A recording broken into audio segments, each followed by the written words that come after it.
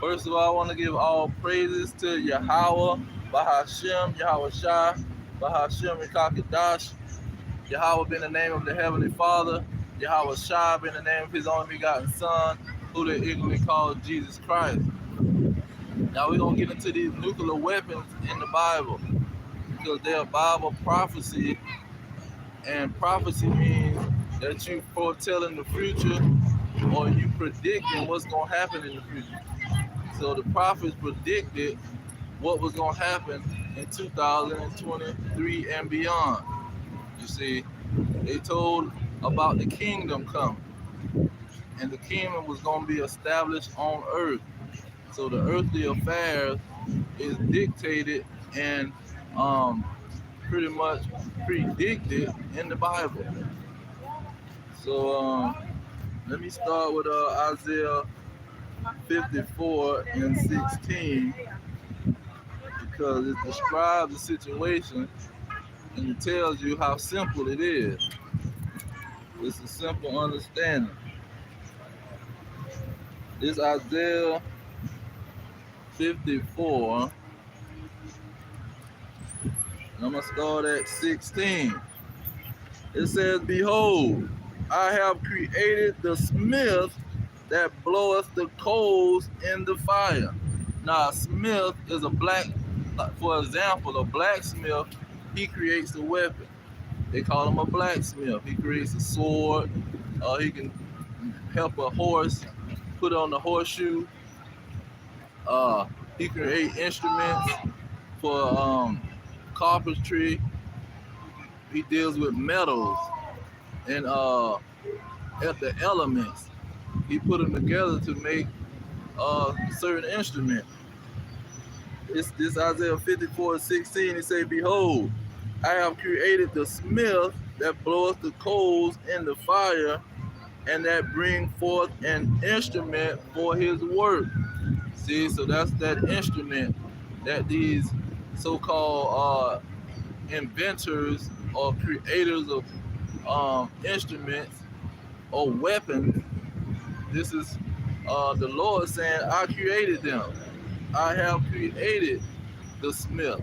See, it says, "And I have created the waster to destroy."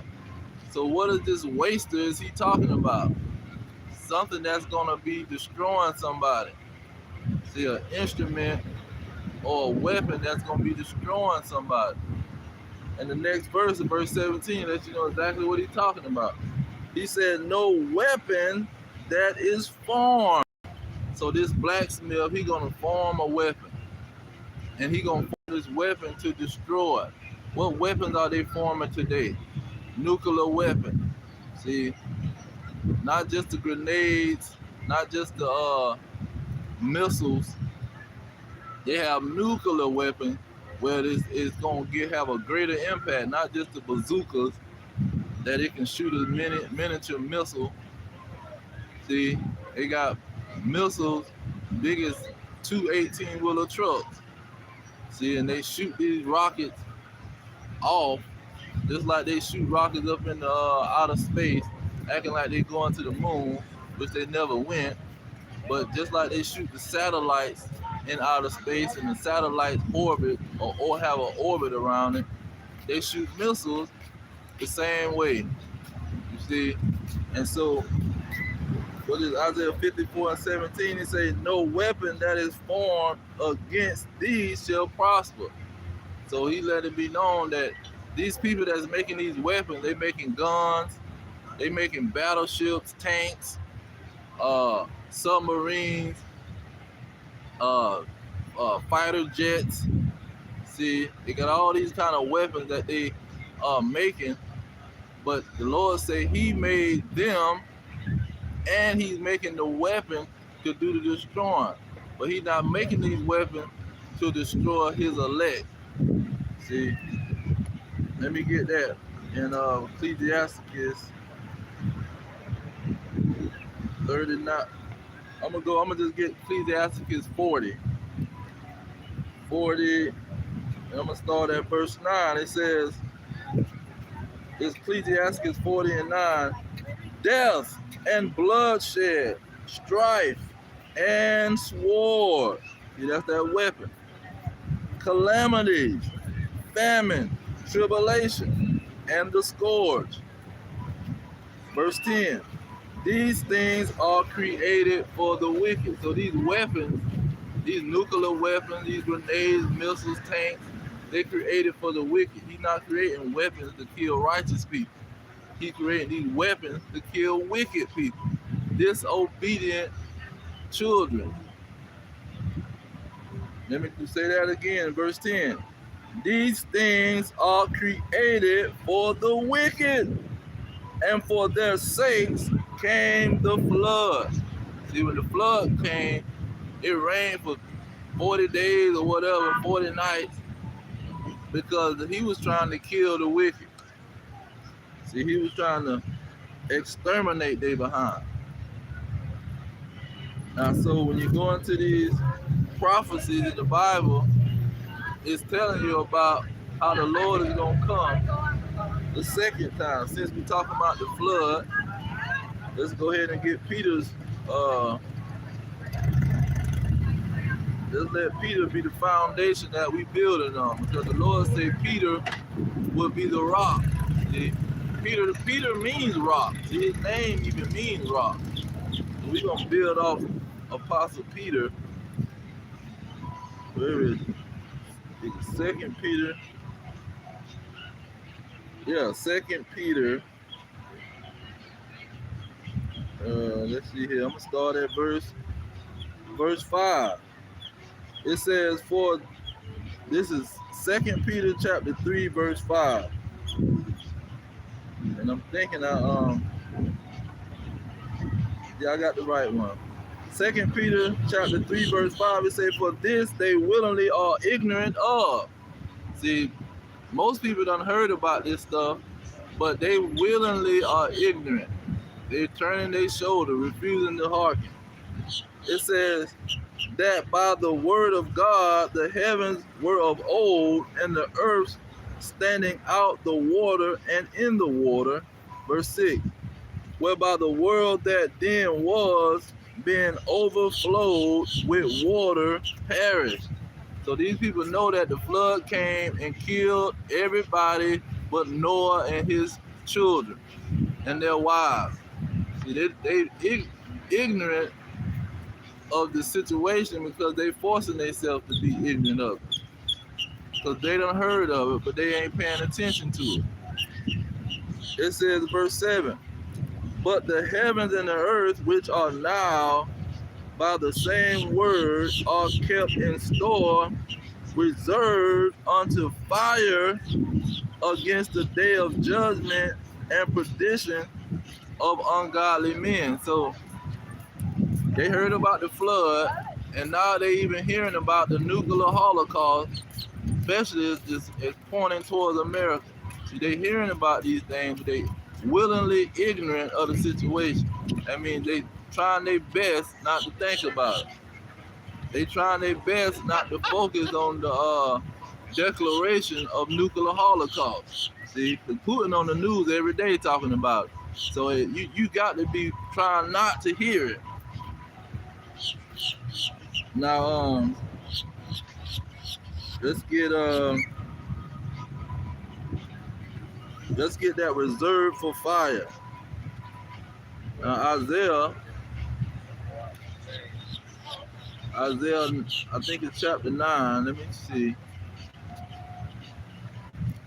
Isaiah chapter 9, and let me get verse 5. It says, for every battle of the warrior is with confused noise, and garments rolled in blood. See, they fighting each other, shooting at each other. See, with any weapon that they can grab, they trying to kill each other. It says, for every battle of the warrior is with confused noise. So these wars that they having, see, they fighting each other at war. The warrior is fighting, and they got a bunch of noise going on. And they say, and garments rolled in blood. So they fighting each other and bleeding due to them having hand-to-hand combat. Pretty much this is what they're talking about, hand-to-hand combat. But it say, but this, meaning this battle, this war, but this shall be with burning and fuel of fire. So this last war is not gonna be with nobody fighting each other, a bunch of warriors on the battlefield fighting each other. This is gonna be with the burning and fuel of fire. You're gonna have a nuclear army. See, it's gonna be an army of nuclear weapons. That's what the army is gonna be about. Now, let me get Revelation and talk about these wars, because that's what it's talking about. Battle. Now I'm gonna get Revelation 16 started off there. Revelation 16, because it said battle. Revelation 16 and 14, it says, for they are spirits of devils working miracles, which go forth unto the kings of the earth and of the whole world to gather them to the battle, see, of that great day of God Almighty. So it's going to be a battle. It's a battle that's coming, see, that the Lord is creating. But this battle is not going to be men on a battlefield fighting and shooting and killing each other. Okay, now we go to, what is it? It's Revelation chapter 9, verse 12. It says, one woe is past. Now that woe goes into destruction and it goes into nuclear war.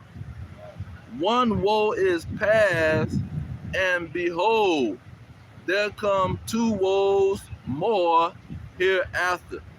So it was one world war where all the nations got together and went to killing each other. And then it's going to be two more that's coming after that. That's World War II and World War III. Now, we done had World War II. That's when you had Hitler and all of them fighting each other. Now it's going to be World War III. It says, there come two woes more hereafter. So let's go into the next one. It says he brought it up multiple times about these woes. And I'm thinking chapter 11. Chapter 11, let's see here.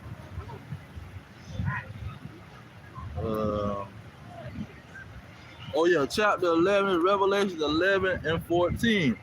He said the second woe is past. I mean World War II. World War II done passed in 1945. The war ended. It says, and behold, the third woe come quickly. So that third world war is coming and is here. And so this is that battle of the great God Almighty. This is his battle that's here. And this battle is not going to be with fuel of fire. No, it's not going to be with warriors on the battlefield fighting each other, bleeding all over the place. See, this battle is going to be with nuclear missiles flying through the sky, destroying people's whole country.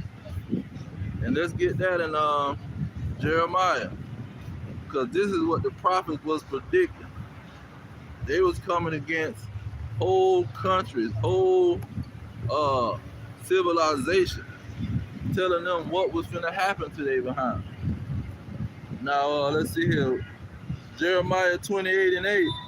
It said, the prophets that have been before me and before thee of old prophesied both against many countries and against great kingdoms of war. See, they were telling them it's going to be a third world war come, and it's going to be nuclear missiles being shot through the air and that's going to destroy a great country. It's going to destroy a great kingdom.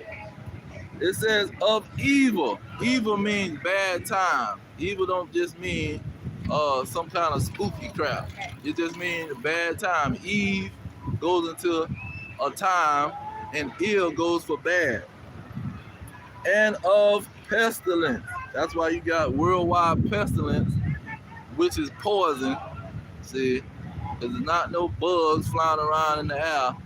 It's these people poisoning people worldwide. Now, it says that the prophets prophesied about war, that war was coming. That's why Noah prophesied about the war that the Lord was having against the wicked people.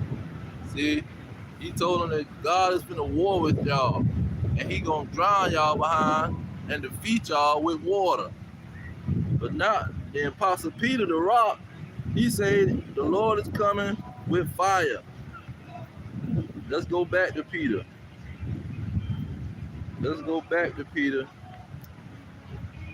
and let him break it down. It's 2 Peter chapter 3. 2 Peter chapter 3, starting back up at verse 8, it says, but beloved, be not ignorant of this one thing, that one day is with the Lord as 1,000 years, and 1,000 years as one day. The Lord is not slack concerning his promise, as some men count slackness, but is long suffering to usward, not willing that any should perish, but that all shall come to repentance.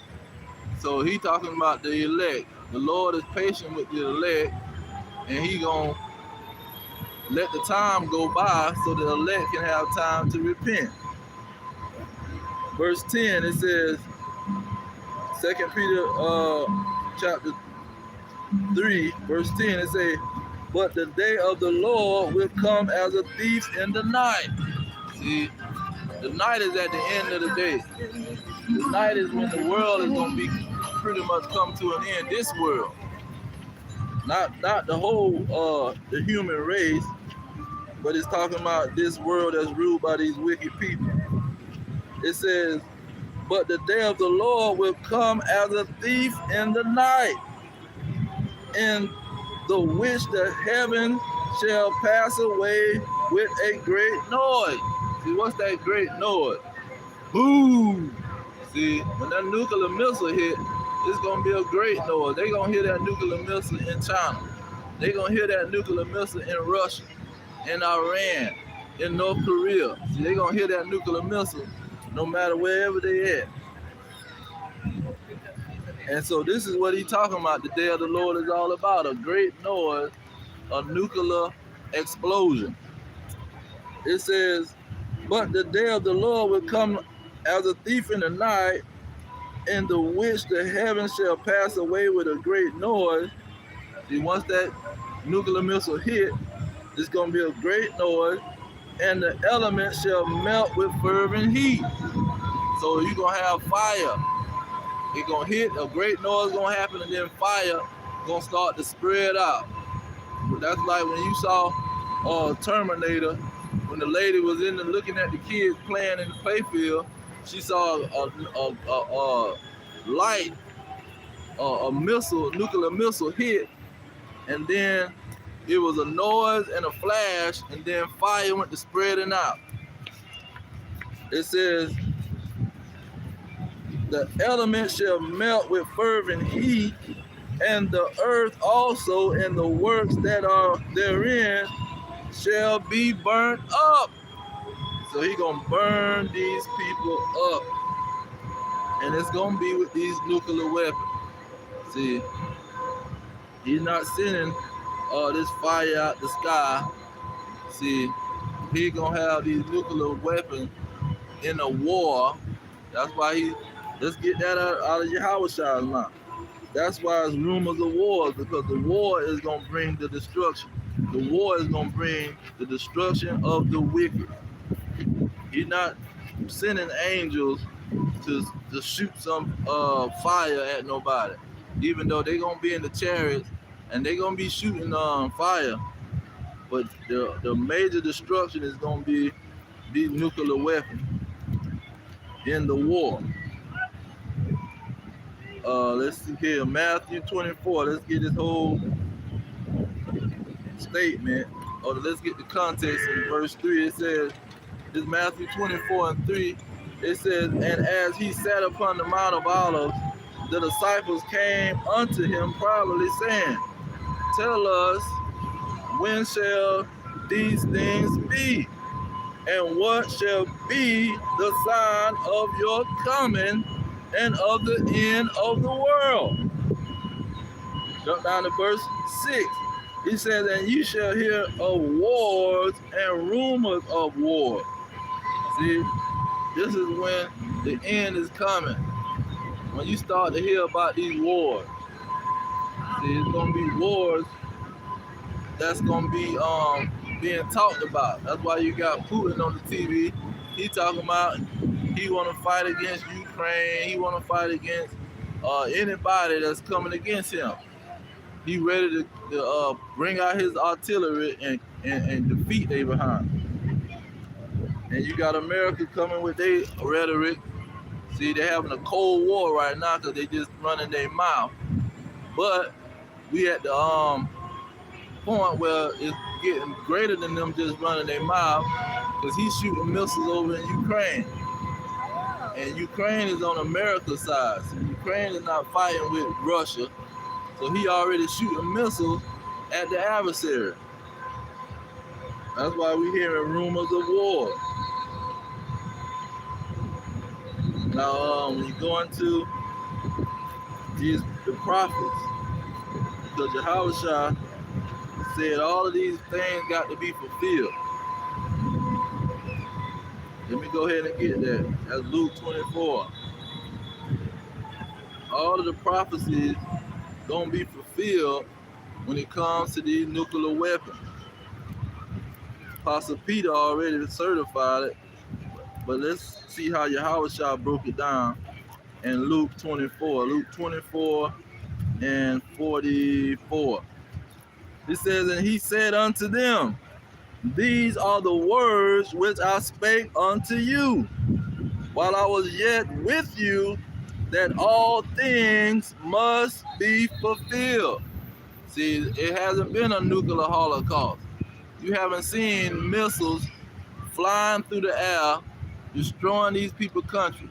See, America went and dropped bombs. See, it wasn't no missile flying. See, now you done saw these little small missiles, but not these nuclear missiles that can destroy everything, like an atomic bomb when they drop it. These missiles is gonna be like atomic bomb, but they're gonna be enhanced and concentrated, and they're gonna be flying from one country to Babylon the Great, America. It says that all things must be fulfilled which were written in the law of Moses. See, in the law of Moses, it talks about these nuclear missiles flying.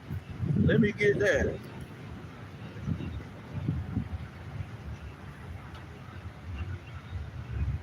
Now I'm thinking his book stopped at no, it wasn't the law of Moses, because it's in Judges. Yeah, Judges. Is Judges in the law of Moses? Let's see. No, Joshua came and then Judges. But after the law of Moses, it's way in the Old Testament. This is Judges 5 and 11. It says, they that are delivered from the noise. What Apostle Peter said, it's going to be a great noise. It says, they that are delivered from the noise of archers in the places of drawing water. So it's gonna be people shooting missiles like you shooting a bow and arrow. See, they're gonna be archers. Now I'm gonna go back to Luke 44. I mean Luke 24 and 44. It says, what up, what up? No, you good? You good, you good? That all things must be fulfilled which were written in the law of Moses and in the prophets. Cause see, what you got, whoever wrote Judges was a prophet. It says, and in the Psalms concerning me. Now let's go into these prophets, because it talks about these arrows being shot. Now Jeremiah, he was a major prophet. What he got, 51 chapters? But when you get into one of his last verses that's breaking down the end, he gonna explain what these archers is all about. And look at the first verse. This is Jeremiah 50 and 1. He said, the word that the Lord spake against Babylon and against the land of the Chaldeans by Jeremiah the prophet. See? Now he gonna get into it, but I'm gonna get straight to the point when he talks about these nuclear missiles being shot. Verse 9, this is Jeremiah 50 and 9. He say, for lo, I will raise and cause to come up against Babylon an assembly of great nations from the north country. See, that's Russia and their allies. Not only Russia and their allies, you're going to have NATO and the EU join Russia. See, they're going to join Russia and trade out on the bully America, and they're going to send missiles. It says, and they shall set themselves in array against her, from thence she shall be taken. Talking about Babylon, America. It says, their arrows shall be as of a mighty expert man. Now those arrows that it's talking about is nuclear missiles. See, they're going to be shooting nukes against her. Okay. Now, jump down to verse 14. This Jeremiah 50 and 14. It says, put yourselves in array against her, against Babylon round about. All that bend the bow. Who bend the bow? An archer. See, an archer bend the bow. Shoot at her. Spare no arrows, for she have sinned against the Lord. So, you never had in history that you had a great city, Babylon, and people were shooting at it. Ancient Babylon, they walked in their city when they was in there partying and drunk. They let the water. They were surrounded by a moat. They had a moat surrounding the place. They let the water out or something, and they walked right up in there when they was drunk, drinking, and took the city. It was the Persian army took the city of Babylon and defeated them and translated the whole kingdom to the Persian. It wasn't a great assembly of great nations that went and took over Babylon. So this is talking about a whole nother Babylon, and this Babylon is going to be a great city, a great country, just like Babylon the Great America. And now let me see here. It was another one.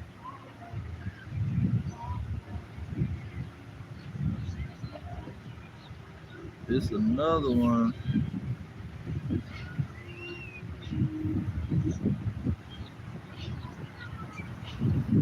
Okay, here it is.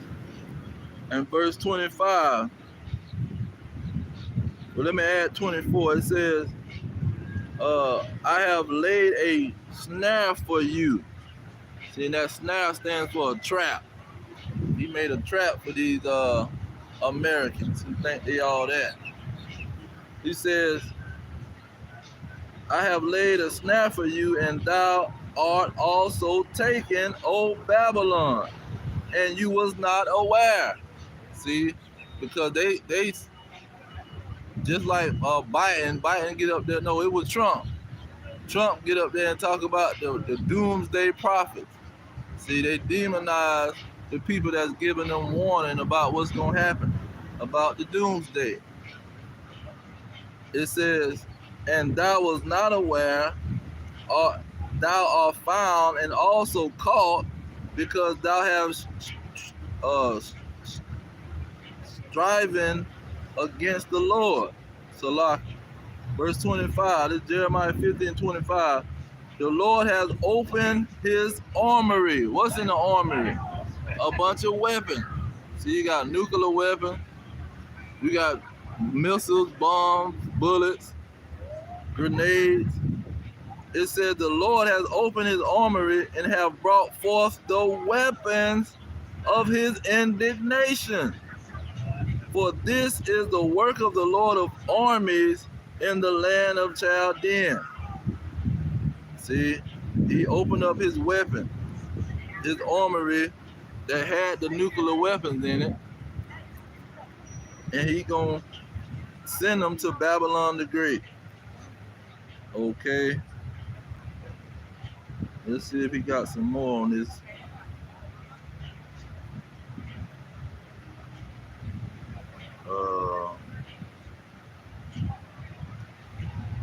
Yeah, we're 36 to 37. This Jeremiah 50:35. He say, a sword is upon the Chaldean, says the Lord, and upon the inhabitants of Babylon. See, that sword he's talking about is talking about weapons. It says, and upon her princes and upon her wise men. 36, a sword is upon the liars. You see, in Babylon the Great America, all they do is tell a bunch of lies. See, they lie about everything. That's why the common phrase in America, you can't trust a politician. He telling you he gonna give you this, he gonna give you that, and he never give it to you. See, they just get on TV every election and go to running their mouth telling a bunch of lies. And they tell you can't trust a politician, a pastor. See, they tell you who you can't trust because what? They telling a bunch of lies, but they organizing and controlling the society. It says a sword is upon the liars, and they are dark. A sword is upon her mighty men, and they shall be dismayed. 37. A sword is upon their horses and upon their chariots. To see that what America pretty much, when you look at their weaponry, they jets, $1 million war jets, battleships, see, tanks. They got all kind of artillery that have people afraid of. It says, and upon all the mingled people that are in the midst of her. See that, and what is going on in Babylon the Great? You got a bunch of different nationalities. They call it a melting pot. See, it says that are in the midst of her, and they shall become as women. A sword is upon her treasures, and they shall be robbed. See, because all these treasures that America got, when those nuclear missiles come, it's gonna destroy everything, and it ain't gonna be worth nothing. Let me jump down to verse 40. It says, as God overthrew Sodom and Gomorrah and the neighboring cities thereof, says the Lord, so shall no man abide there, neither shall any son of man dwell therein. So these nations, when they shoot these arrows, it's gonna be just like Sodom and Gomorrah. It's gonna be a bunch of nuclear missiles come and burn this place with fire. Okay, now let me get that Malachi, because Malachi pretty much describe how he gonna burn these people. Malachi chapter 4, almost at the end of Malachi, to let you know he was wrapping it up, but he said, before I wrap it up, let me hit you with the real deal. Malachi chapter 4, verse 1. He says, for behold, the day cometh that shall burn as an oven, and all the proud, all that do wickedly shall be stubble. And the day that cometh shall burn them up, says the Lord of hosts, that it shall leave them neither root nor branch. See, whatever they got is gonna be destroyed. And that's gonna be the day when those nuclear missiles fly. Now in the Apocrypha, Ezra, he was one of the people during the Persian Empire that was giving the law back to the Israelites, because them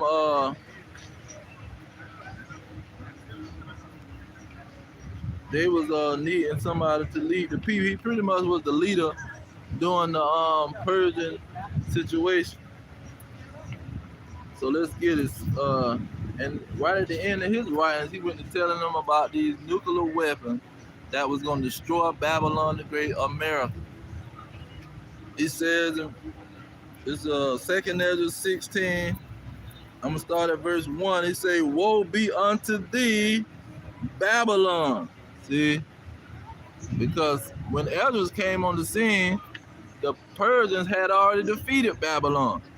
So what is he talking about Babylon for when the Persians already took over Babylon and told the Israelites to go back to their homeland? That means this is going to be another Babylon that's going to be destroyed. It says, woe be unto thee, Babylon and Asia. Woe be unto thee, Egypt and Assyria.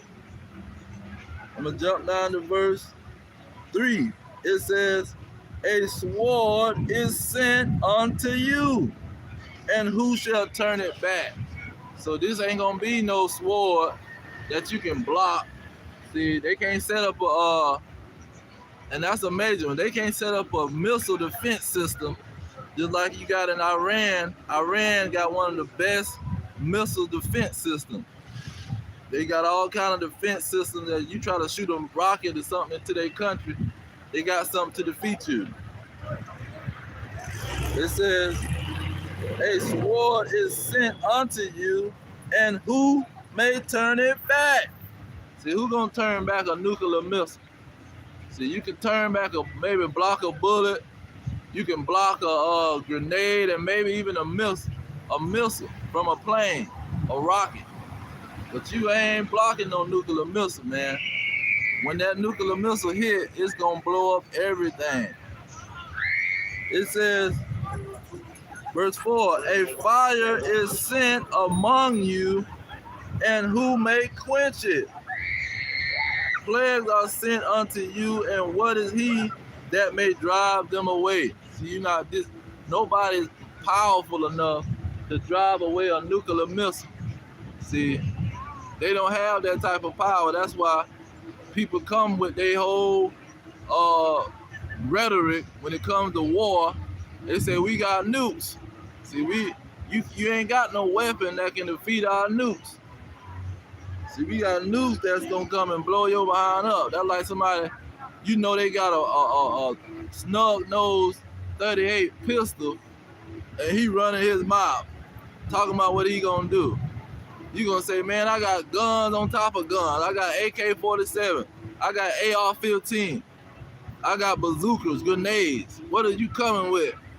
See, that's why when they talk about war, they talking about nuclear weapons. Because this is what no man can stop. No army can stop them.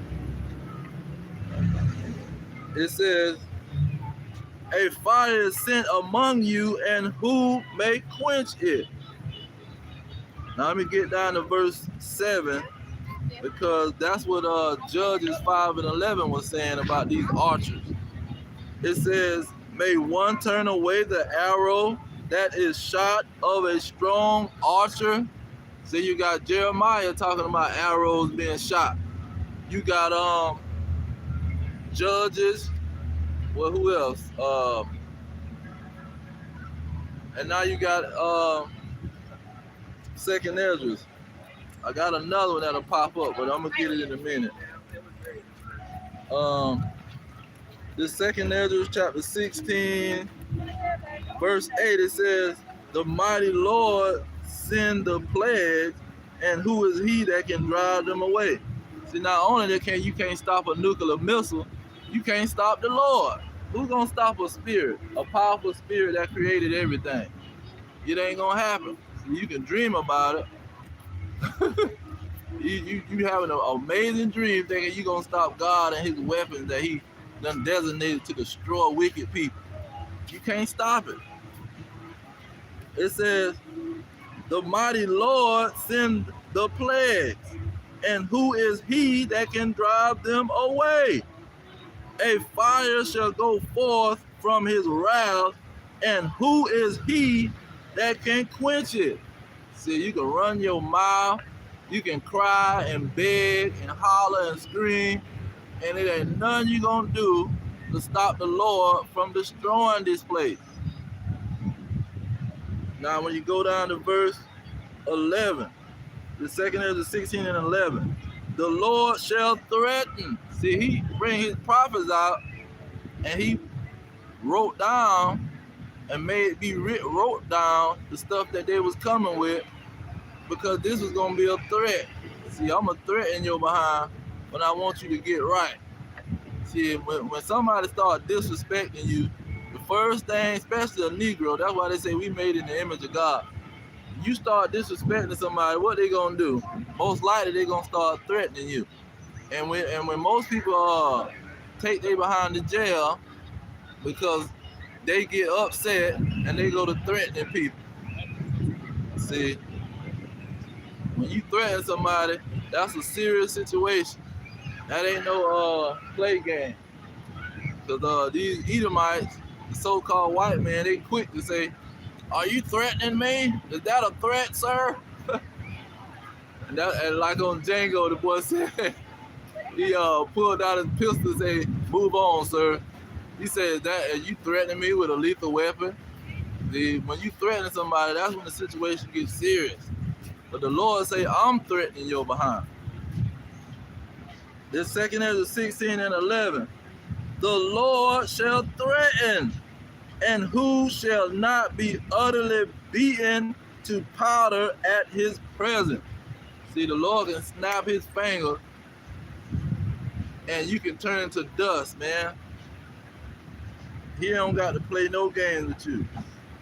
Now let's get back into these arrows. Verse 13 in the same chapter in Esdras, it says, "For strong is his right hand that bendeth the bow, his arrows that he shoot are sharp." So now it's letting you know that the Lord is threatening you with arrows. The Lord is sending the plagues, he's sending the fire, he's sending the arrows, and he's doing the threat. It says, "For strong is his right hand that bendeth the bow, his arrows that he shoot are sharp, and shall not miss when they begin to be shot into the ends of the world." See, they're going to be shot from Russia, any part of Russia, they're going to be shot from Russia, and they're going to come here to America. Iran, North Korea, China, India, any place that they got nuclear weapons, they're going to be sending them. Now, let's see here. Let's get 14. "Behold, the plagues are sent, and shall not return again until they come upon the world." So when they shoot the missile, it ain't gonna go back into the silo. They're gonna shoot the missile and then it's gonna come down and blow this place up. It says, "The fire is kindled and shall not be put out till it consume the foundation of the earth." So they're not gonna be able to put out the fire when that missile blow this place up. When that missile land, when the missile land in Chicago, to be specific, they're not gonna be able to put the fire out. It ain't gonna be nothing left. See? And they done tested the nuke. I watched them test the nuke because they were trying to see how powerful it is. And they had a trailer. The trailer turned into dust. See? They had a building structure. It turned into dust. Because you can't, when that missile hit, man, it's gonna be a wrap. But let me get that 2 Ezra 15:1 to show how the Lord was gonna threaten these people. It says, behold, speak thou into the ears of my people the words of prophecy, which I will put in your mouth, says the Lord. See, how are you going to put the words of prophecy in somebody's mouth? He says, and cause them to be written in paper, for they are faithful and true. So he, in paper, in the Bible, he got all kind of nuclear weapons. See? And let me get into that in Isaiah 13, because Isaiah 13 break down how he coming with these weapons. See, and the greatest weapon is nuclear weapon. That's why Putin is running his mouth about a nuclear weapon. That's why people scared to watch the news, because they don't even want to think about it. All right, let me start at Isaiah 13:1. It says, the burden of Babylon, which Isaiah the son of Amos did see. So he wasn't just daydreaming, or he wasn't fantasizing and coming up with some crazy story. He saw what was going to happen, because the Lord put it in his mouth and caused him to see it. Caused it to be written on paper. It says, let's get to the point. Verse 4. It says, the noise of a multitude in the mountains, like as a great people. So this not a great people, it's like a great people. And it's a loud noise. It says a tumultuous noise of the kingdoms of nations gathered together. The Lord of hosts mustereth the army of the battle. So he created the army of the situation. Now verse 5, it says, they come from a far country, from the ends of heaven, even the Lord, and the weapons of his indignation. See, that's those nuclear weapons. He was letting it be known, this is going to be with these weapons. Because in chapter 9, verse 5, it already said, there ain't going to be a bunch of warriors on the battlefield fighting each other, bleeding all over the place. This thing going to be with fuel of fire. See, they're going to be fighting with fire, literal fire. It says, this is Isaiah 13:5, they come from a far country, from the end of heaven. That's what 2 Ezra just said. They're going to shoot arrows to the ends of the earth. It says, they come from a far country, from the end of heaven, even the Lord and the weapons of his indignation, to destroy the whole land. Now, when you talking about the weapons that's going to destroy, what was in Isaiah 54:16? It talked about a weapons to destroy. I created the waster to destroy. See, he created these weapons to destroy somebody. And what weapon can destroy people? A nuclear weapon. See, a nuclear missile, a hypersonic nuclear weapon. And these hypersonic nuclear weapons, they can travel 4,000 miles in 30 minutes. And that's what, when you look it up and Google it, you put in international, I think it's international, it's ICBM, international, um, hypersonic nuclear missile, something like that. I'm forgetting the whole thing. But you put in ICBM, ballistic missile, international something ballistic missile, and these things go 4,000 miles per hour. But when you shooting a missile, they gonna shoot it up in the atmosphere. When that thing drop, it's gonna go even faster. And it's not no little bitty missile. It's a huge missile. So this thing is gonna be going fast, and they're gonna be coming down. We gonna get that in Isaiah 34, coming down to destroy everything. It says, verse 6. This is Isaiah 13 and 6. Howl ye, for the day of the Lord is at hand. It shall come as a destruction from the Almighty. It said, therefore shall all hands be faint, and every man's heart shall melt. See, that's why they don't want to watch the news. Because I asked somebody, they said, I don't like watching the news. It's depressing, because they know Putin is coming with those nuclear missiles. And Putin got nuclear missiles. They can research it, and they know he's coming. He already shooting nuclear missiles at the Ukrainian people. See?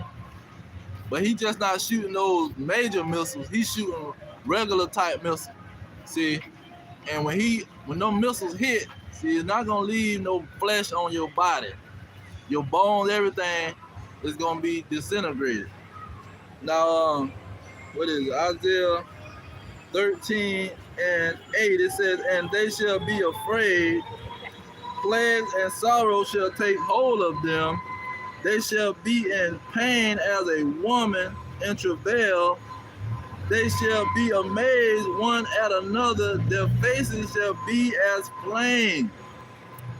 Verse 9, it says, behold, the day of the Lord cometh, cruel, both with wrath and fierce anger, to lay the land desolate, and he shall destroy the sinners out of it.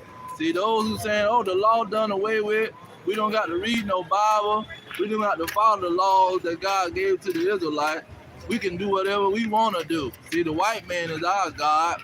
We can do, as long as we do what he say, we gonna be all right. As long as he don't try to put us in his jail, we gonna be all right. See, that's what they saying to you, they sell. Okay, give me 1 second. It says, where is it? Verse 9. Verse 10, it says, for the stars of heaven and the constellation thereof shall not give their light, and the sun shall be darkened in his going forth, and the moon shall not cause her light to shine. I will punish the world for their evil and the wicked for their iniquity, and I will, I will cause the arrogancy of the proud to cease, and will lay low the haughtiness of the terrible. See, when they start to see that this nuclear holocaust is coming, all of that pride that they had, I'm going to do what I want, I'm going to follow the so-called white man, that stuff going out the window. These women talking about, oh, I don't need a man. See, we going to just depend on the government, and we don't need no man. That stuff going out the window. What's going on? I want to ask you this here. Yeah. When will their rulership be up, the white man? When is their rulership going to be up? When is the time for God to plague them for all the wrong and the bloodshed that they have caused upon my peoples? It is going to be very soon. But when they try to enslave the whole world, because see, the government of America, they just a puppet. And all of these governments are puppets of the elite families that he blessed with the rulership over all this, the whole world. So when they try to lock everybody down again, which is gonna be this type of device they're gonna try to put on people and track everybody. That's why 666. the Fed now, they got a thing this month. Today they're supposed to be starting to bring out this Fed now where you can have digital money, a digital American dollar, pretty much. That's right. That's right. And so that is gonna imprison people. So when you get this digital money, you can't have your money in the backyard like James Brown is buried. They got control of your money. What is the name of your God? Yahweh. Yahweh means he exists or he becomes. I call him Yahweh. Now Yahweh is a Greek, not a Greek, but it's a I would say it got Latin in there and it got other languages mixed in. That's why they put the E. Because in our Hebrew language we only had A's. That's why the people in the slave ship they were singing a song called Yah, because they were saying they always had I, and then they even got the slave names on lists, and all of the names had A's in them. They didn't have E's and all this kind of stuff. So that's what the so-called small head people they using that. And when you look up Yiddish in the computer, it'll tell you that it's a language that they mix together German and all these other languages. So his name is Yahweh. Yahweh. Yeah, you got all A's in there. And then his son name is Yahweh Shai, meaning he delivers. So the Lord is he exists, and his son is he delivers. So he's gonna deliver us when they try to put a device, and that's what that so-called mark of the beast is. When they try to enslave and put a yoke on all humans on earth and say we God, so that's their whole desire. Let me read you something out of Daniel real quick. You from here, brother? Yeah, I'm from here. To show you, Ezekiel 28. This show you how they think and why they thinking this way, because it's got to do with some money. See, you know how they is with their money. They don't play about that money. They gonna work, kill, steal, and destroy. There you go. Their money. And they gonna work you to death about that money. Yes. All my ancestors came over here on that slave ship. They tortured them. Tortured them. And everything we see right here is from the slave of our backs. You better know it. Hard work we put in. Yeah. Look at what he said. This is the mindset of these people. Yeah, come on. This Ezekiel 28, it say, because your heart is lifted up and you have said, I am a God. I am a God. I sit in the seat of God. Come on. And in the midst of the sea. Come on. Yet thou art a man. I told my and Lord. Not God. Come on, brother. Come on. So thou set your heart as the heart of God. I told my Lord. Behold, thou art wiser than Daniel, and there is no secret that they can hide from thee. Yeah. See, that's why they want to track everybody with their money and they tracking devices. Yeah. It says, with your wisdom and with your understanding, you have gotten riches.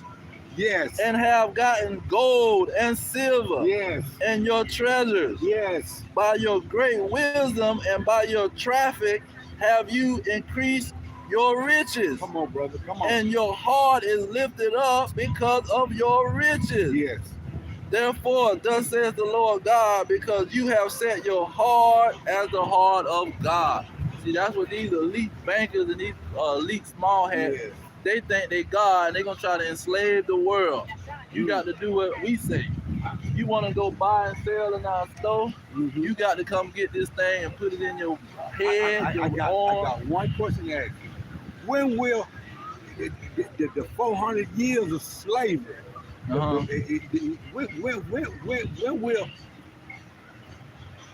the Bible say what's first gonna be last, what last gonna be first? Yes. When will our rulership come to play? We kings and queens. We. Yeah, we the ones that's gonna be ruling last. It said, ye are God. Bingo. Children of the Most High. There you go. We gonna be the ones ruling last. They ruling first. We coming last.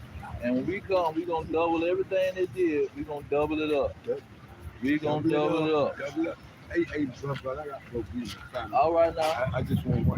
Good. Thanks for listening, brother. Yeah.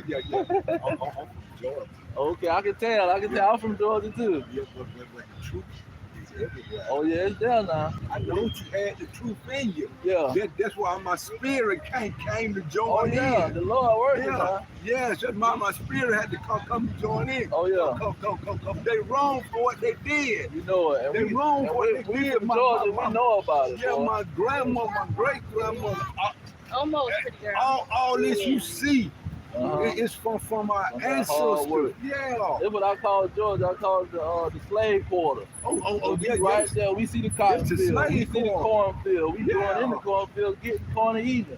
They still got plantations. Still got them right there in Georgia. Ain't Yeah. nothing changed. Yeah, but they're gonna reap what they Oh sow. yeah, everything they put in. God made a law on this earth. What you do on the other shall be done. There to you go. It's gonna come back. It's like a trap. Yes, it's like You a fell trap. for the trap, and You you gonna get them. all right, man. All right, man. All right, brother. Yeah. Now, let's see here. Let's get these weapons. Now, let me go straight to Isaiah 34. And go, since we talking about these people that's gonna get the double punishment, Isaiah 34. I'm gonna start at verse 3. It says, "Their slain also shall be cast out, and their stink shall come up out of their carcasses, and the mountains shall be melted with their blood." Verse 4. "And all the host of heaven shall be dissolved." Now, them hosts of heaven is talking about those nuclear missiles, because host means army. So the army that's gonna be in heaven, that's gonna be where the army is at. It's gonna be in heaven. That's why it says a war that's gonna be in heaven. See, the army is gonna be in heaven, and it's not gonna be men flying through the sky. It's gonna be nuclear weapons.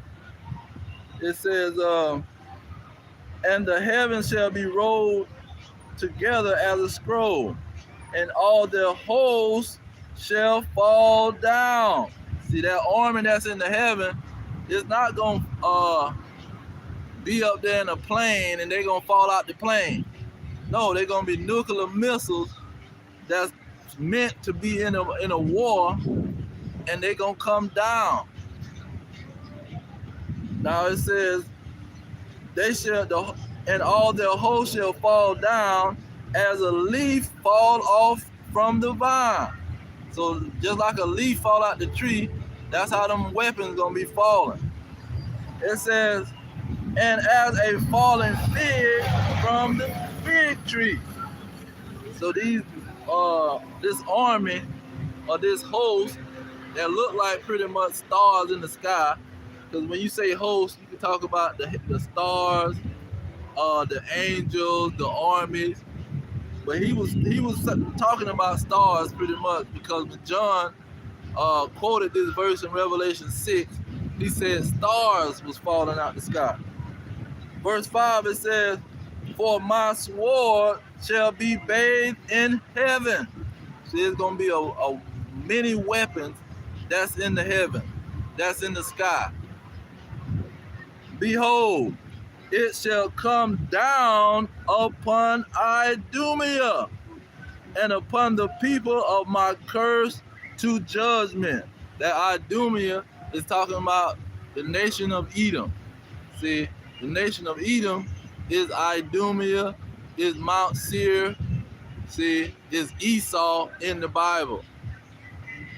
The Greeks, the Romans, if it's talking about some Grecians, just like in Joel, it says the children of Israel were sold to the Grecians.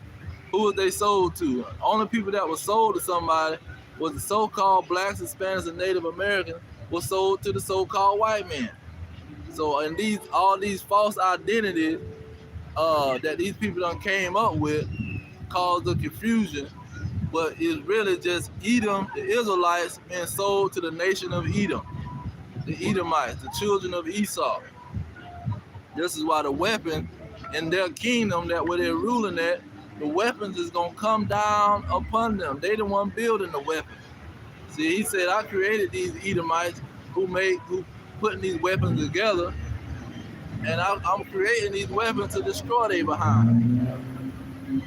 That's why, like I was telling the brother from Georgia, he setting the trap for they behind.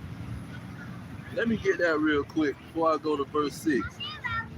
Proverbs 20, I think Proverbs 21 and 12. Thinking that's what I'm thinking about. Yeah, Proverbs 21 and 12, it says, the righteous man wisely considereth the house of the wicked. And the house goes for a family. There's a wicked family on the earth. That's why you got the 13 bloodlines of the Illuminati. See, of so-called white people. There's 13 bloodlines that control the whole world. It says, the righteous man wisely considereth the house of the wicked. See, because you had the house of David, the house of Saul. See, these was family. It says, but God overthroweth the wicked for their wickedness. See, they thinking they gonna build a weapon and defeat somebody, but he gonna use that weapon that they building to destroy them.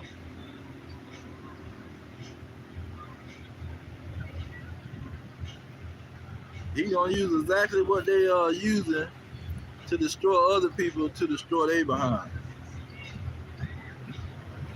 Now where is it?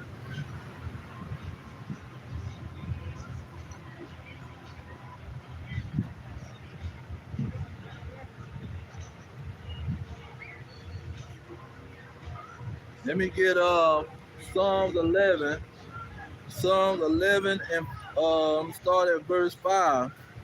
It says, the Lord tries the righteous, but the wicked and him that love violence, his soul hate. Upon the wicked he shall rain snares. See, he gonna rain a trap on these people. But that's what a snare is, like a bear trap. It says, upon the wicked he shall rain snares, fire, and brimstone. How do you rain fire on somebody? Nuclear weapons. It says, and horrible tempest, this shall be the portion of their cup. So they was gonna pretty much love violence and shooting missiles at people. But the Lord gonna cause them to be destroyed with them same missiles that they was trying to shoot at other people.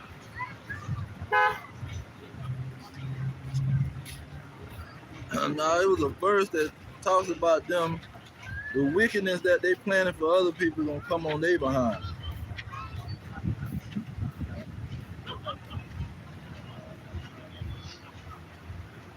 Let me go back into the weapon because I done lost that operation. Okay. Let's go back to Isaiah 34 and 6. It says, the sword of the Lord is filled with blood. See, that sword is going to be that nuclear missile that it's going to end up being filled with blood, but that missile when that missile hit, the blood is going to disintegrate, man. See, that blood is going to be put out real quick. So it ain't even going to be a factor. It says, this is Isaiah 34 and 6, the sword of the Lord. So this is his weapon. See, this is his weapon that he building. He didn't make the weapon for them to build and kill people and do what they want to do with it. He had a plan for the weapon and he just got them to build it. It says, it is made fat with fatness and with the blood of lambs and goats, with the fat of the kidneys of rams, for the Lord have a sacrifice in Bosra. That Bosra is talking about America. See, he got a plan for America. It says, the Lord have a sacrifice in Bosra. That's why he said those his sword or his weapon was going to come from heaven and come down upon Idumea, because Edom was where Bosra was the capital city of Bosra, the capital city of the Edomites. It says, for the Lord have a sacrifice in Bosra and a great slaughter in the land of Idumea. So it was going to be a great slaughter in this land. It was going to have a great slaughter in the land of Idumea. And so they pretty much have Salakia. They pretty much have a great slaughter that the Lord done planned for them. They can't get out of it. Now look at verse 8, because it tells you why he's planning for a great slaughter on a specific nation. It says, for it is the day of the Lord's vengeance. Why do you get vengeance on people? And the year of the recompense for the controversy of Zion. See, it's a payback for them doing something to the Israelites. See, this is why he dropping the bomb on their behind. See, those nuclear missiles is a payback for all the blood that was shed in Babylon the Great America. See, because they slaughtered 77 million Native Americans. They slaughtered countless Mexicans, hanging Mexicans more than they hanging the black down there on the border of Mexico. When they took over Texas. See, they was hanging all kind of so-called Mexicans. They was enslaving the Negroes from the west coast of Africa, sending them to the so-called West Indies, sending them to Haiti, sending them to Jamaica, Cuba, all of these places. And so he's paying them back. He's coming with vengeance. The day of the Lord is a day of payback. See, not a day where he worried about what somebody did, they told a lie. See, that stuff was for the Israelites. The Israelites was given the law, and they worried about the law. These other nations, he getting payback for what they did.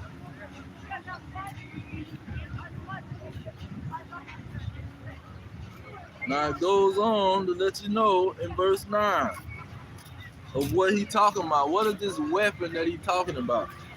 It says, and the streams thereof shall be turned into pitch. So when them nuclear missiles hit, the rivers is going to be turned into nothing. See, it ain't going to be no river. It says, and dust thereof into brimstone. So even the freaking dust going to turn into a stone. And the land thereof shall become a burning pitch. So that weapon, when it hit, it's going to have everything burning. It says, it shall not be quenched night nor day, and the smoke thereof shall go up forever. From generation to generation, it shall lay waste. None shall pass through it forever and ever. So when he hit Babylon the Great America with these nuclear weapons, it's going to destroy this place and turn this place into a desert. See, we going to be over there in Jerusalem looking back saying that's that old Babylon, America, but he burnt up and turned into a desert where they having a Pride Day and all this crap.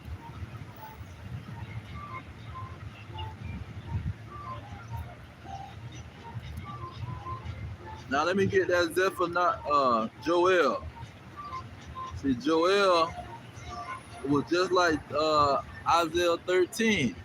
They be describing the same nuclear holocaust. All the prophets were describing this war, the day of the Lord, that was going to be a nuclear holocaust. Here it is in this chapter 2 of Joel. It says, blow ye the trumpet in Zion, and sound an alarm in my holy mountain.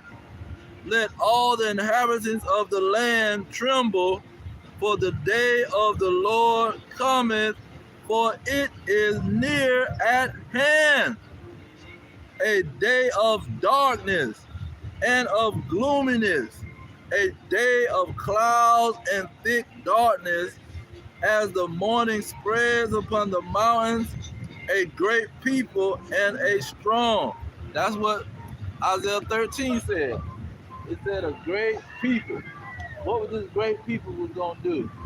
They was gonna be in the sky. It said like that. There have not been ever the like, neither shall be any more after it, even to the years of many generations. See, there's not gonna be a great people in the sky in the day of the Lord. See, after this nuclear holocaust, there ain't gonna be no more nuclear holocaust. It says a fire devoureth before them. So that means they got fire in front of them because it's gonna be other missiles in the sky. And behind them a flame burning. See, they got fire coming out the back of the missile. It says, the land is as the Garden of Eden before them. This is what these other nations think America is. They acting like America is paradise. It says, the land is as the Garden of Eden before them, and behind them a desolate wilderness. Yeah, and nothing shall escape them. They can't even be able to escape and run and hide nowhere. See, if you standing on the ground, on the surface of the ground, you guaranteed to get it. You better have a hole, a nuclear, what you call it, a doomsday bunkers, 100, 200 feet under the ground. Now it says, the appearance of them is as the appearance of horses, and as horsemen, so shall they run. So it's describing a mighty, great people.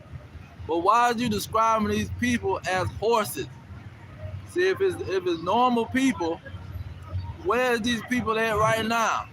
See, on the day of the Lord, why these people ain't doing anything right now? See, where's this army or these great people gonna come from? They just gonna pop up on the day of the Lord. See, that letting you know it's not talking about people. It says, like the noise of chariots on the top of mountains shall they leap. See, no human can leap on a darn mountain, man. Ain't nothing that can go as high as a mountain but a rocket or a nuclear missile. It says, like the noise of flame of fire. See, that's what's gonna be in the sky. That's gonna be the army of nuclear weapons that's gonna cause fire to spread. It says, like the noise of a flame of fire that devour the stubble, as a strong people set in battle array. So it's saying it's like people, but it's really a fire. They're gonna be in the sky like an army or like a bunch of men riding horses. That's how they're gonna be organized in the sky. But it's really gonna be nuclear weapons. Because Russia's not gonna be the only one shooting nukes. You got Iran with an underground city of nukes. You got nuke over here, nuke over here, nuke over here. See, they ready to destroy Babylon, America. It says,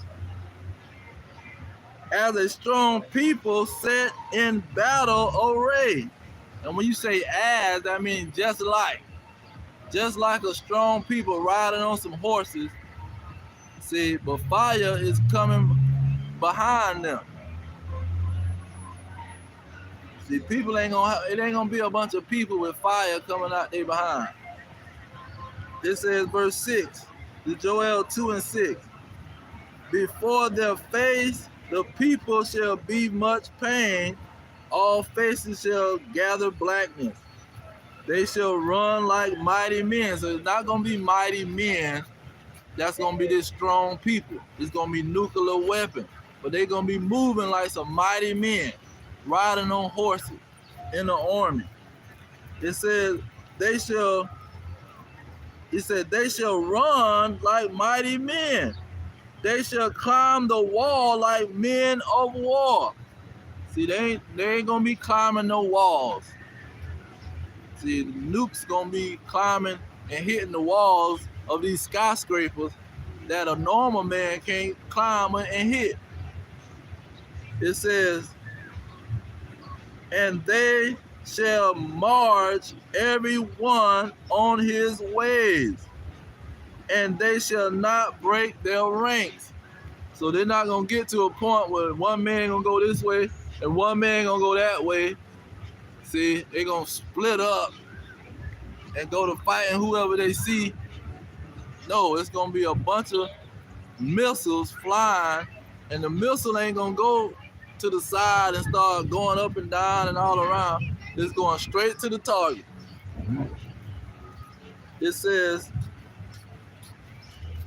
and they shall march every one on his ways, and they shall not break their ranks. So the missiles, when they shoot that missile, it ain't zigzagging and doing all of that. The missile is going straight to its target, all of them. And they're going to hit America and blow this place to smithereens. It says, neither shall one thrust another. So they're not going to run into each other when the missiles shoot off. You're not going to have another missile blowing up another missile, because they're going to be going in separate, they're going to have a separation. It says, neither shall one thrust another.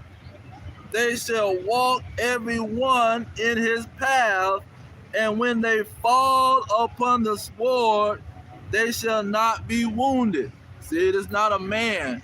See, you can wound a man, but a nuclear missile, how you going to wound a nuclear missile? It can't be wounded. So it's not talking about a man. It's just describing them like a man in the army in the sky. It says, because it say they're going to be running on top of a mountain. Ain't no man going to run and leap over a mountain. That's a missile. It says, they shall run to and fro in the city, and they shall run upon the wall. They shall climb upon the houses. They shall enter in at the windows like a thief. That's why they say coming like a thief in the night. Because when those missiles go off, they go 4,000 miles per hour. That means Russia can shoot these missiles while you at the drive-thru trying to wait for your Big Mac. They can shoot a missile and blow your behind up. Before you get your food in that drive-thru, they can blow your behind up. It says, they shall enter in at the windows like a thief. The earth shall quake before them. See, when that nuke, just like a plane, when them planes going down high, jets, when they get low to the ground, everybody can hear that plane. So when them missiles come, they gonna be shaking everything. It says,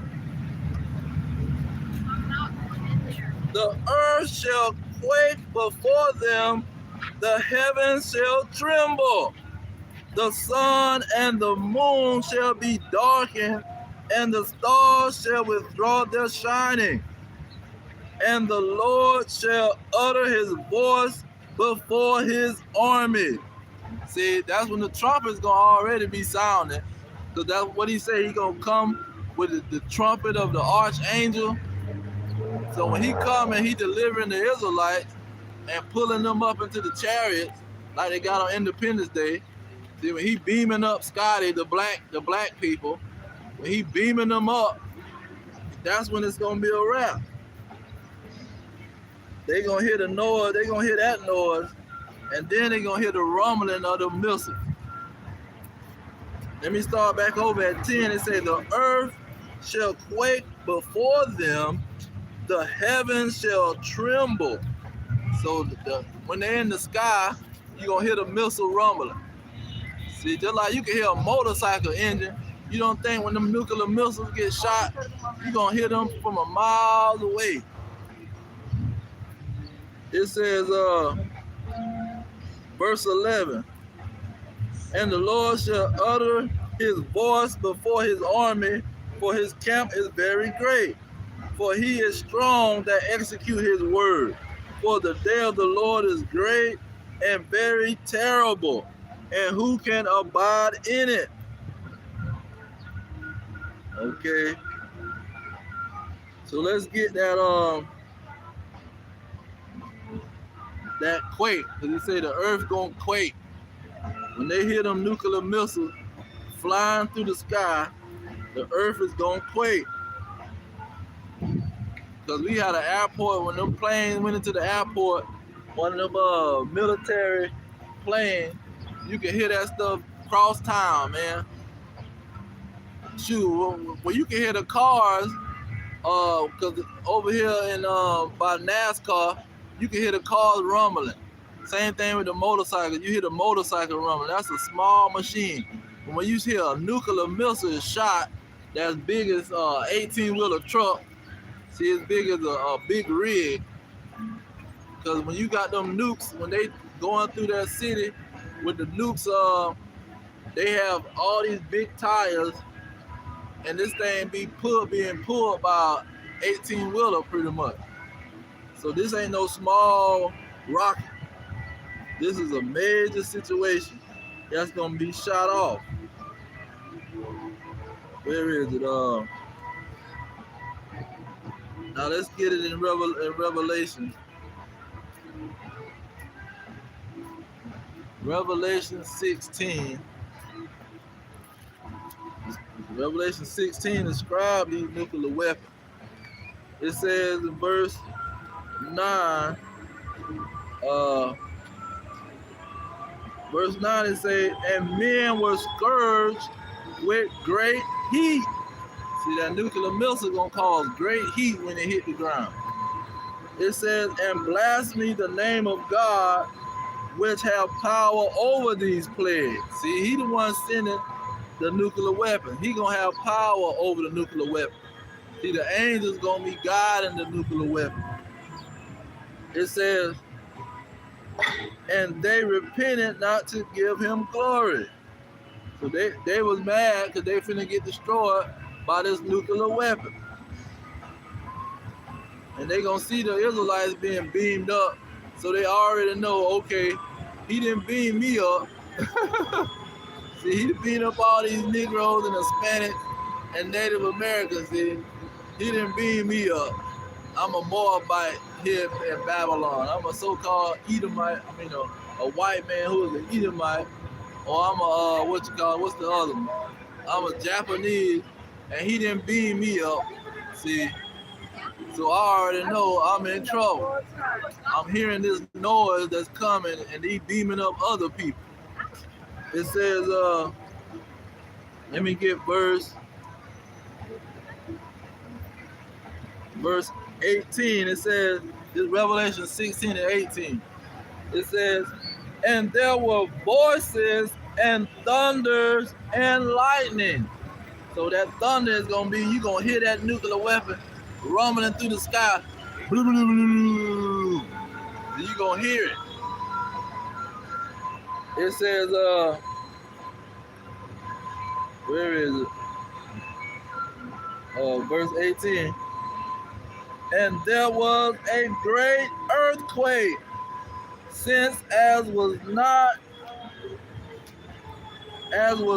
since men were upon the earth, so mighty an earthquake and so great.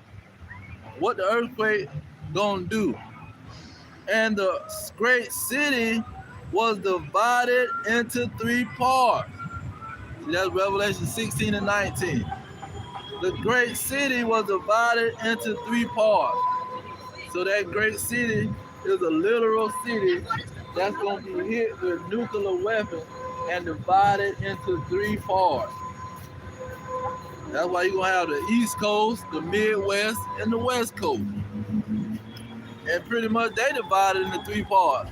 Because they talk about anything, they say it's on the West Coast, it's in the mid West, or it's on the West Coast. So America's got three parts. It says, and the great city was divided into three parts, and the cities of the nations fell, and great Babylon came into remembrance before God, to give unto her the cup of the wine of the fierceness of his wrath. Now they having Pride Month and all that crap. See, when he bring them nuclear weapons, all that pride is going out the window. They ain't gonna have no Pride Month then. Let me jump down to verse 21. It says, and there fell upon men a great hail. See, that's talking about those nukes. This fall, they gonna fall and cause an earthquake. See, because they kind of did it backwards. They told you the results of something that's gonna come, then they tell you about what's coming. So the great hail is gonna cause the great earthquake. And the great hail is gonna be those nuclear weapons coming out the sky, falling on these people. It says, and there fell upon men a great hail out of heaven, every stone about the weight of a talent. And those nukes might look like a stone up close and even from a distance. It says, and men blaspheme God because of the plague of the hail. So that's what was said in 16 said. No, it was said in verse 9, talking about the plague. It says,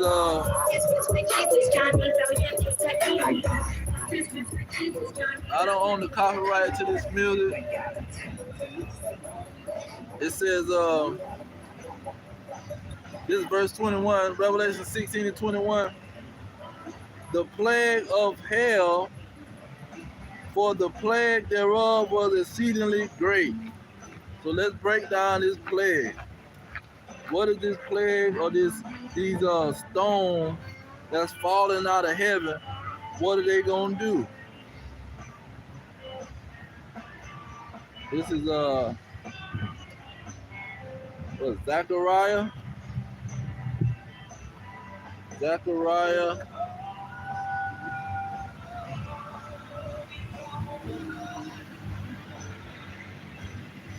Zechariah 14.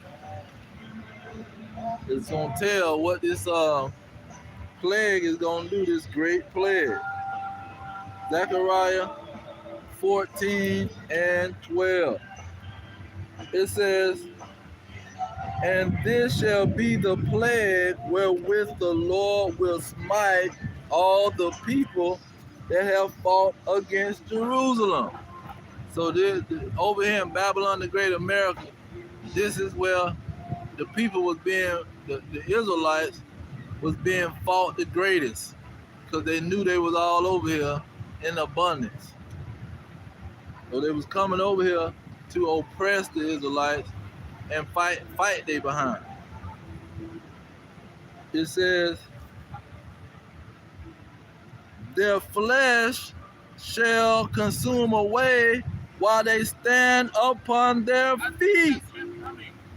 Their eyes shall consume away in their hold, and their tongue shall consume away in their mouth. So what in the world that can cause your flesh to consume away while you stand upon your feet? That's a nuclear weapon. What can cause your eyes to consume away while they're in your head? That's a nuclear weapon. It's not gonna be somebody with a flame torch and he gonna be shooting everybody with a flame torch one by one. See, he's not gonna catch a crowd of people with a flame torch. He gonna just whoosh. No, this is gonna be a nuclear weapon that's gonna cause these people to be burned up while they standing upon their feet. What Malachi said that it's gonna burn them up. Uh, Peter said that it's gonna burn them up. See, what is gonna burn them up? Now let's get Revelation 17.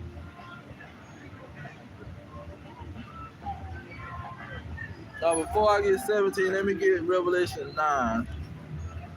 Because it breaks down these nuclear weapons also.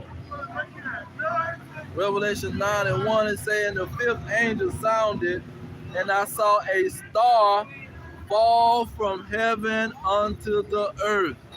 Now what is that star?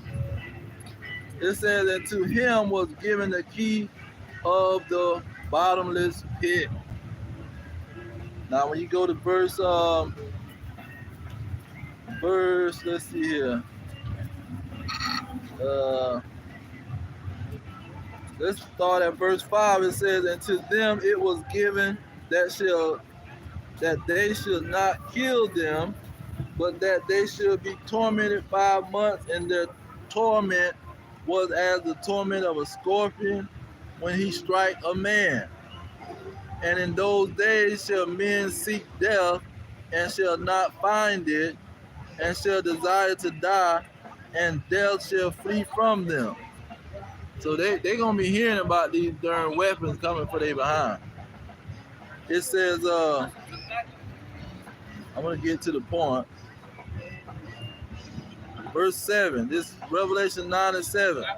And the shapes of the locusts were like unto horses prepared unto battle. And that's what that was Joel chapter 2, and that was Isaiah 13. It says, and the shape of the locusts were like unto horses prepared unto battle, and on their heads were as it were crowns of gold, and their faces were as the faces of men, and they had hair as the hair of women. See, they're describing a nuclear weapon now. And they had hair as the hair of women, and their teeth were as the teeth of lions. Here go the part in verse 9. And they had breastplates as it were breastplates of iron. See, what's gonna have a breastplate of iron? A nuclear weapon. What is a nuclear weapon made out of? Iron. And the sound of their wings, so this is gonna be something flying. See, what is iron flying in the sky? You got planes, you got rockets, helicopters. It says, where is it? And the sound of their wings were as the sound of chariots of many horses running to battle. See, that's exactly what Joel was bringing out. That these missiles is going to be like horses in a battle. There's going to be so many of them in the sky. See, you're going to hear them from a mile away like an army of men coming.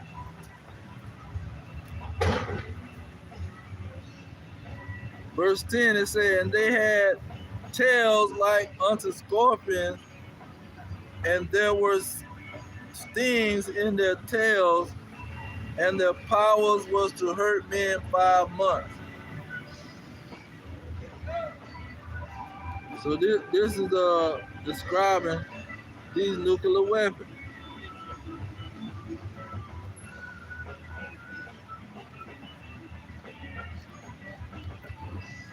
Look at verse 17. It says, and thus I saw the horses in the vision, and them that sat on them having breastplates of fire.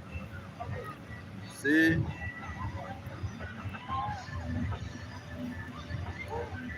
So those missiles are being described many places. But I'm going to go and get Revelation 17 and 16. It says, and the 10 horns which you saw upon the beast He shall hate the whore and make her desolate and naked, and shall eat her flesh and burn her with fire. What are these 10 horns? Verse 12, it says, and the 10 horns which you saw are 10 kings. So how can 10 kings burn somebody with fire? How can 10 kingdoms burn a great city? But that's what that whore is.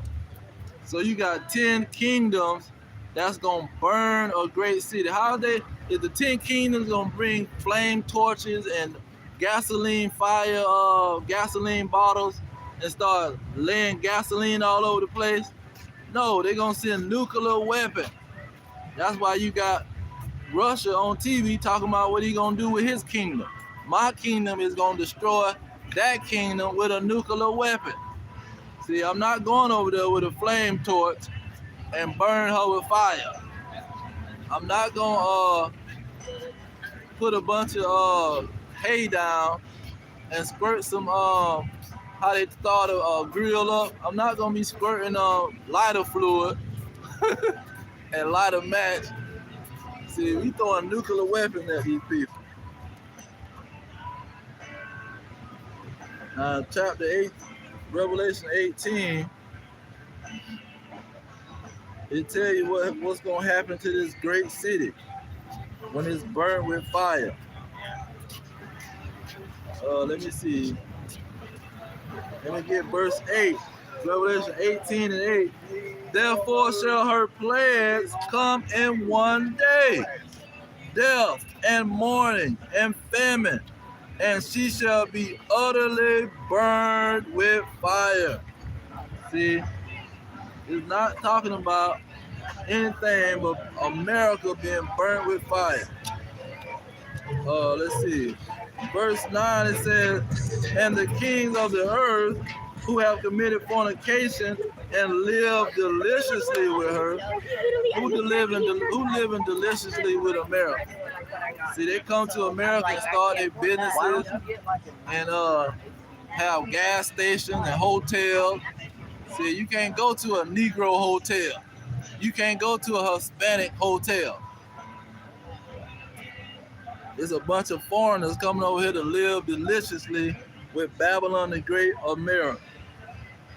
It says, and live deliciously with her, shall bewail her and lament for her when they shall see the smoke of her burning, standing afar off for the fear of her torment, saying, alas, alas, that great city Babylon, that mighty city. See, America got the most mightiest military in the world. See, America got the #1 military. They got military bases all over the world. See what you got, about 500 in America, and you got about 800 military bases outside of America. Then the Pentagon say they got thousands of military bases. So America is the mighty great city. It says, saying at last, that great city Babylon, that mighty city, for in 1 hour is your judgment come. See, they having pride parades all over the place. They got Pride City, San Francisco, the Pride City. See, Babylon over there by Staten Island, the Pride City. It's all over the place. They the one legalizing. See, they made it legal that you can be one of them alphabet people. It's law. You want to be an alphabet person? Don't worry, we gonna make it legal. See, that's why he gonna burn they behind with fire. It says, let me jump down to verse 18. It says, and this Revelation 18 and 18, and cried when they saw the smoke of her burning, saying, what city is like unto this great city? So there is no other country like America. See, you can't compare Germany, Russia, the UK, you can't compare Australia, you can't compare Jamaica, Cuba, Brazil. No, there's no comparison to America. We, we started the what you call the shipping industry. That's why Revelation talk about those great ships. They gonna be crying because they can't bring ships to America because they gonna blow America up. See, when you trying to send a ship somewhere, you send it to America. America started those ships. It says, it's 18 and 18, and cried when they saw the smoke of her burning. See, they're gonna be over there in another country, seeing these Americans, these proud Americans, burn with fire. I'm gonna jump back up to 17 to prove my point. He said, for in 1 hour so great riches is come to naught. See, when that dollar dropped, because see, that dollar is a global dollar.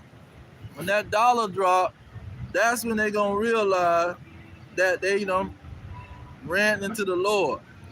It says, and every shipmaster and all the company in ships, the sailors, and as many as trade by the sea stood afar off. See, that's who's gonna be the ones crying because China's sending ships over here to San Francisco. See, the Chinese send a ship to not San Francisco, where is it? LA. One of them ports, they got all kind of ports over there. Then you got India sending ships.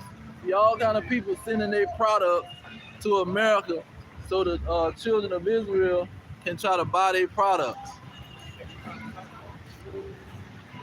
Because they all live in deliciously off the children of Israel.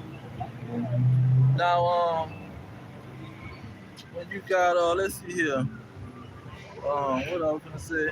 I know. And 21. 21. Oh. This Revelation 18 and 21. It says, and the light of I'm reading 23. You can't even breathe. What is it going? This What's going on? Can I read 18 and 21. Please go. I don't want to touch the Bible. It's dirty. It'll burn It me. says, a mighty I'm the devil.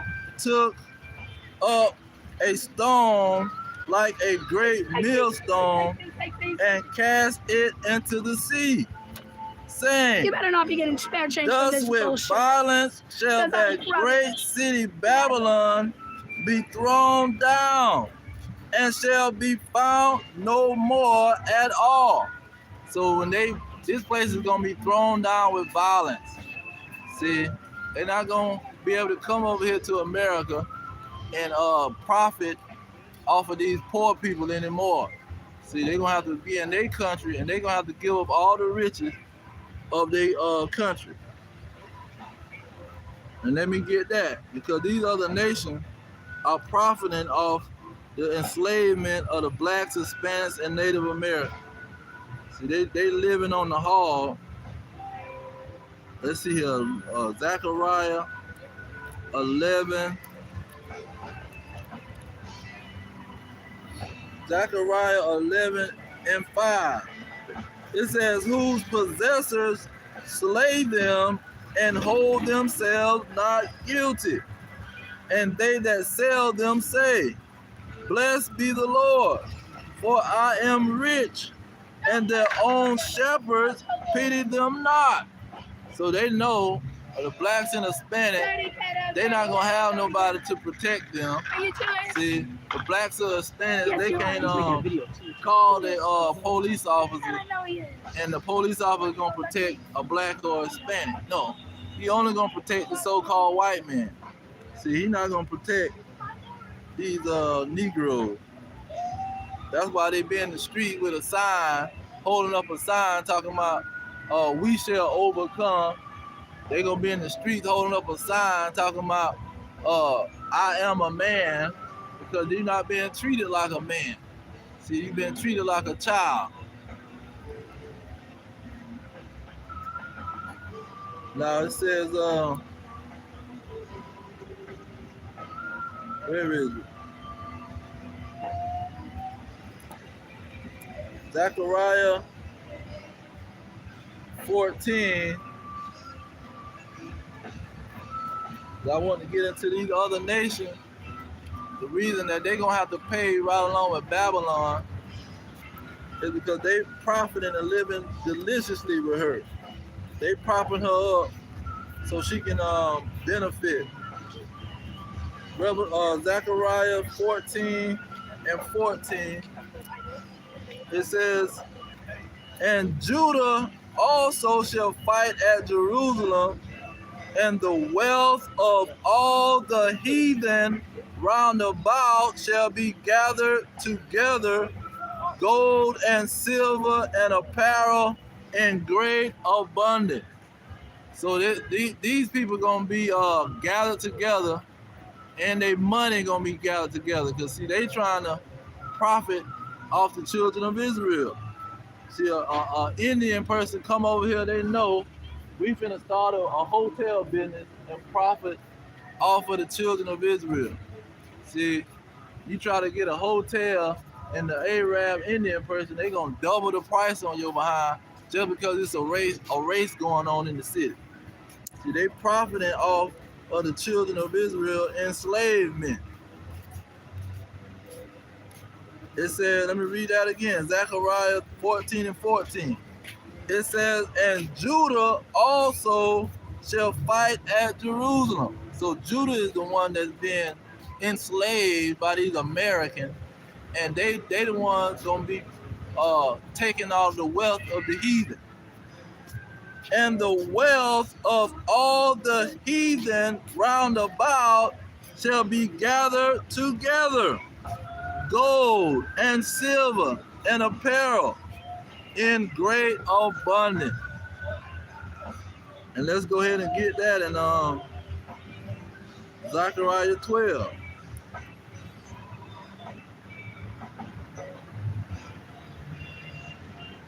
Is it 12? Oh, I'm on 11. Zechariah 12 and 7, it says, the Lord also shall save the tents of Judah first, that the glory of the house of David and the glory of the inhabitants of Jerusalem do not magnify themselves against Judah. See, Judah is catching all of the curses on the chin. Judah is the one that's catching all these curses. Now let me make sure I got all my nuke scriptures. I think I got everything.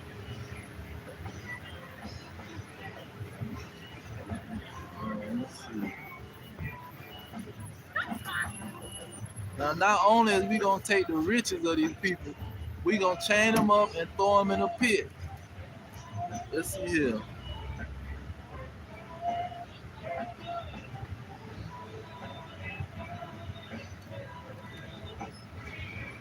So we're going to take the wealth of all the heathen. What else is we taking? Jeremiah 30 and 16.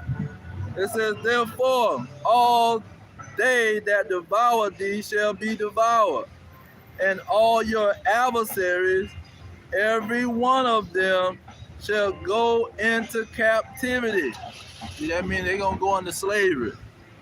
It says, and they that spoil you shall be a spoil, and all that prey upon you will I give for a prey. So not only is we gonna take their riches, we taking all of them into captivity, putting them into chains. Let's get King David. King David at the end of his writing. Psalm 149. I'm gonna get right to the point. It says, let the high praises, this verse 6, Psalm 149 and 6.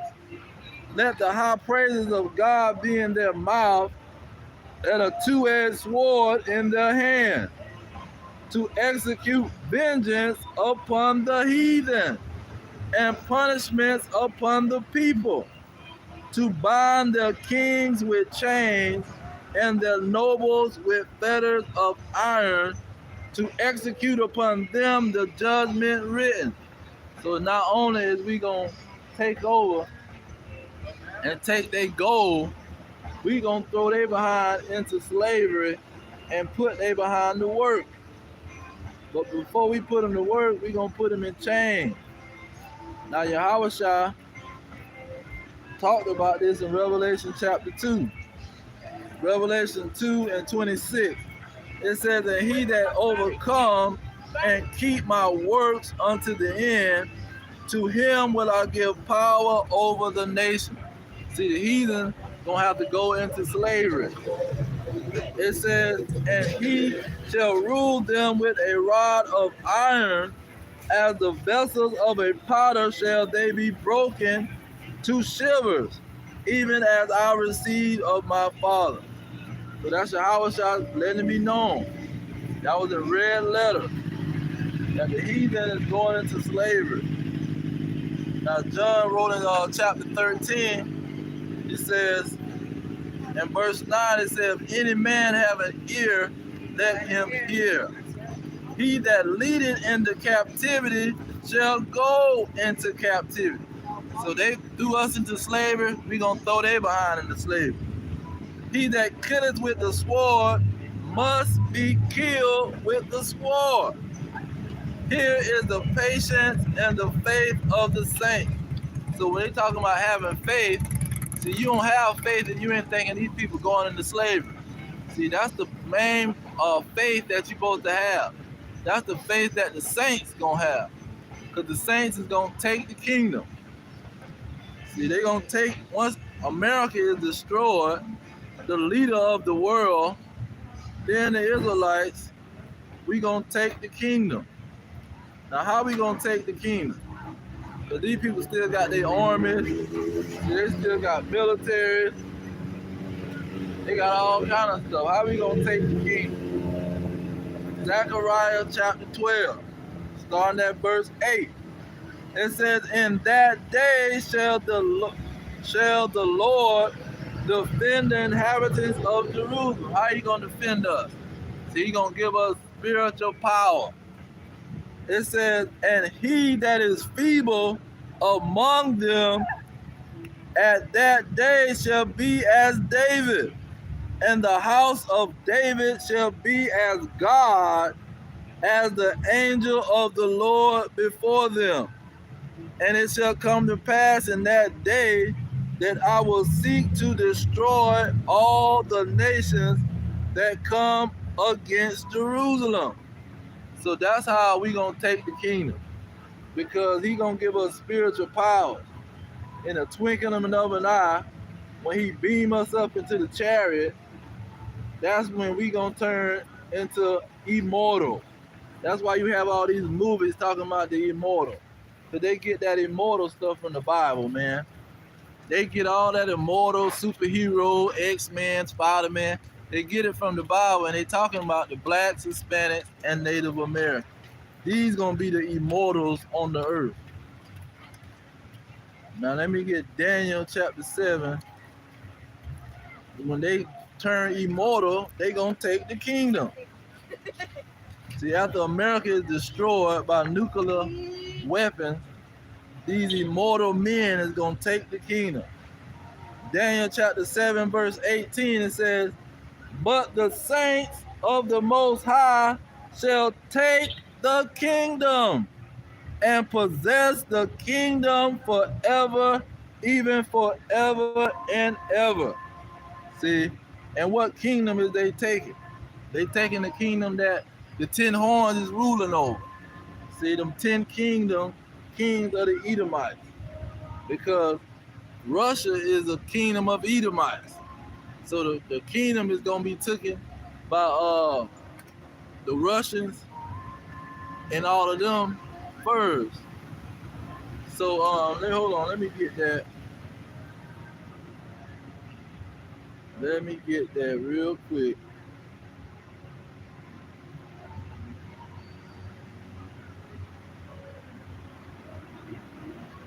What is it? Ezekiel 38? Because it talks about the Russians assembling their army. And I kind of want to just get verse 7 of 38. But verse 2 talks about Russia. Because it says God in the land of Magog. See, Magog was one of the children of Japheth.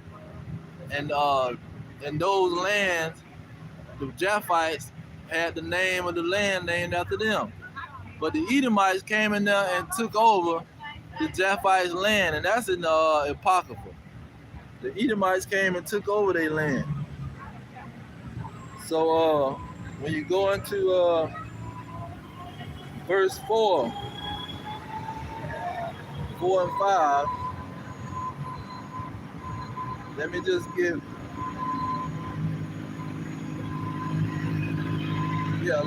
verse 4. It says, and I will turn thee back and put hooks in your jaws, and I will bring you forth in all your army, horses and horsemen, all of them clothed with all sorts of armor, even a great company with bucklers and shields, all of them handling swords. See, and them swords is nuclear weapons. See, because Russia, he helping everybody get nukes. He helping the North Koreans get nukes. He helping the Iranians get nukes. See, he helping all these people get nukes. Verse 5, it says Persia. See, Persia is Iran. See, he helping the Iranians get the nukes. Ethiopia and Libya with them, all of them with shield and buckler. Okay, I'm going to jump down to verse 7. It says, be thou prepared and prepare for thyself, thou and all your company that are assembled with you, and be thou a guard unto them. So Russia is guarding all of his allies, and all of his allies get missiles from Russia. Because America got 7 million nuclear warheads, and Russia got 7,000 nuclear warheads. But Iran, North Korea, China, India, all of these other nations that's similar to Russia, they have selling them nuclear warheads pretty much. So once America is destroyed, the Israelites still got to deal with these other nations. Still got to deal with Russia and all of his allies. See, and we going to take over. We going to take the kingdom and destroy their behind. Okay, let's see here.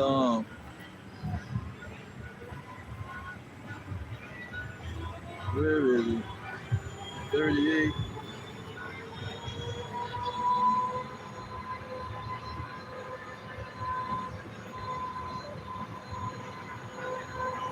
Now Ezekiel got one that I want. Ezekiel 39, is it? 39 and 28.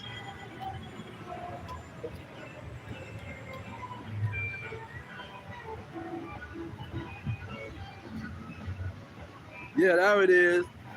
Ezekiel 29 and 27. It says, when I have brought them again from the people. See, that's when he brought them again from the people. That's going to be when he gives them spiritual power. He going to beam them up in those chariots or those UFOs and give them spiritual powers. In the twinkling of an eye, they're going to be immortal. See, they're going to be not being able to die. It says, when I have brought them again from the people and gathered them out of their enemy's land. So they're going to be in their enemy's land and get beamed up. It says, and am sanctified in them in the sight of many nations. So once that deliverance and that when he tell them to come up hither into those ships, they're going to get spiritual powers and take the kingdom from these heathen. The heathens going to have to give up all their gold, all their money, and then they're going to have to build the kingdom of the Israelites, of the blacks, Hispanics, and Native Americans. Let's get that in Isaiah 60. starting at verse 10. But let me start at let me start at verse 10. It say, and the son of strangers shall build up your walls. Now, who is the son of strangers? The son of the non-Israelite, the son of the heathen. They're going to have to build up our kingdom. And their kings shall minister unto thee. And when you talking about a minister, you talking about somebody that serves. See, their kings is going to be slaves unto thee. It says, for in my wrath have I smote thee, but in my favor have I had mercy on thee. So he threw us in slavery in his wrath, but in his mercy, he going to get the heathens to build us a kingdom made of gold. See, the streets going to be gold, the buildings going to be gold, and we going to have spiritual power and live forever. It says, where is it? Verse 11, therefore your gates shall be open continuously. See, we're not going to have no gate, or we scared the heathen going to assemble an army and try to come defeat us. See, they going to know we got spiritual power. Just like they knew when we came out of Egypt, that if you mess with us, we was going to destroy your behind. It says, therefore their gates shall be open continuously, they shall not be shut day nor night, that men may bring unto thee the forces of the Gentiles, and that their kings may be brought. For the nation and kingdom that will not serve you shall perish. Those nations shall be utterly wasted. So if they refuse to become a slave to the Israelites, they're gonna perish. See, because they're not gonna be able to defeat no Israelite with spiritual power. They couldn't defeat King David, and they couldn't defeat King Solomon. See, when he had their kingdom, the Lord destroyed their kingdom. And David died of an old age. The Edomites didn't come defeat David, even though King Saul, he had the Edomites working for him, and they killed 80-something priests. See, King Saul, he was working with the Edomites, man. He was working with the so-called white men the whole time to fight against King David, but they never defeated King David. It says, let me jump down to verse 13. The sons also of them that afflicted you shall come bending unto you, and all they that despise you shall bow themselves down at the soles of your feet. See, when somebody bow down to the soles of your feet, they already know they defeated. They don't have no chance. They got to bow down at your feet and beg for their life. See, that's really what they're doing. See, it ain't just, oh, you the king, and I praise the king. No, I'm going to bow down because I'm scared that you might kill my behind. So you might snatch my esophagus with my spine, snatch it right out of there. And they already be scared of our manly stature. See, so imagine when they know we got spiritual power, they going to be really scared. See, they going to come bowing down. Just like the Chinese, they come, the Chinese already know they were like 2 feet tall. They come bending down already. See, that's how these nations gonna be coming to the Israelites. It says, verse 15, whereas thou hast been forsaken and hated. See, that's what you got them always hating on us.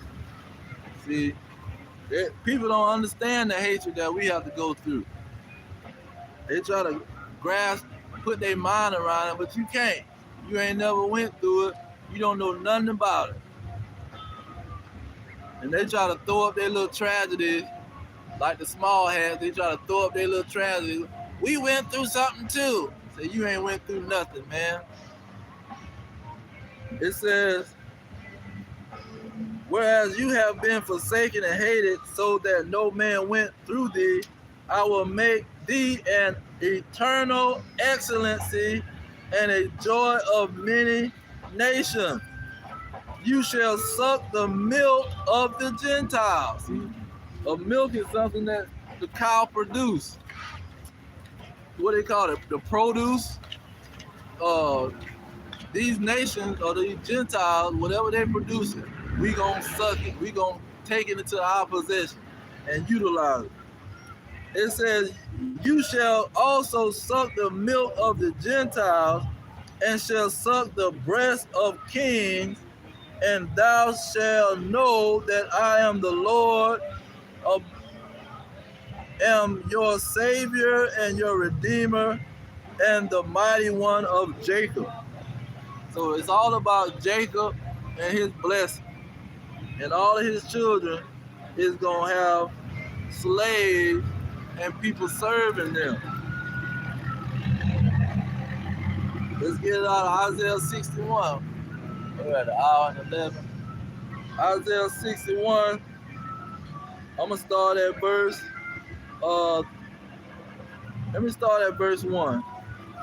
It says, the Spirit of the Lord God is upon me, because the Lord hath anointed me to preach good tidings or good news unto the meek.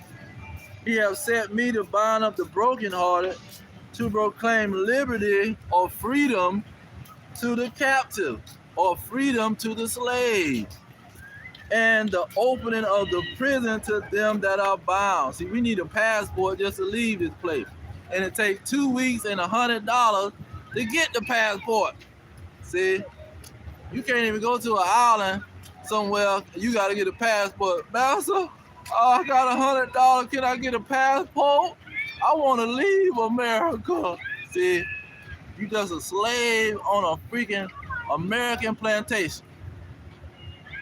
It says, to proclaim liberty to the captives and the opening of the prison to them that are bound, to proclaim the acceptable year of the Lord and the day of vengeance of our God, to comfort all that mourn. See, there's a bunch of slaves that's mourning. See, they got to work sun up to sundown for some money. You can't own no land. See, if you own the land, the government taxing you. See, you got to go to work to pay for the taxes.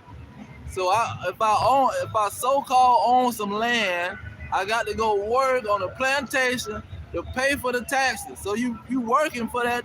It's just like you renting an apartment. If you stop working, you gonna have to get kicked out.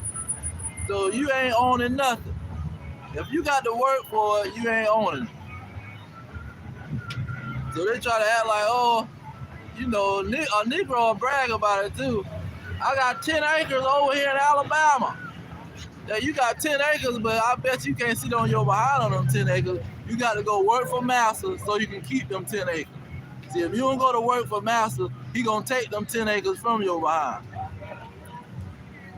It says, to proclaim the acceptable year of the Lord and the day of vengeance of our God. What is the vengeance for?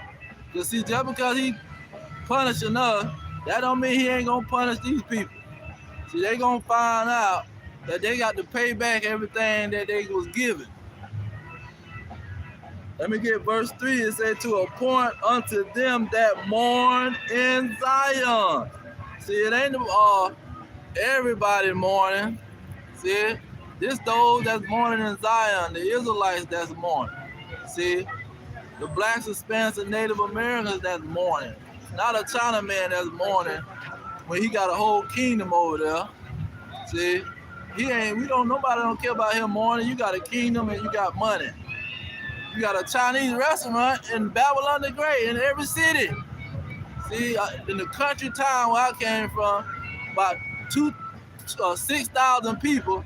Guess what? The Chinaman got a Chinese restaurant up in that place. And he got multiple Chinese restaurants.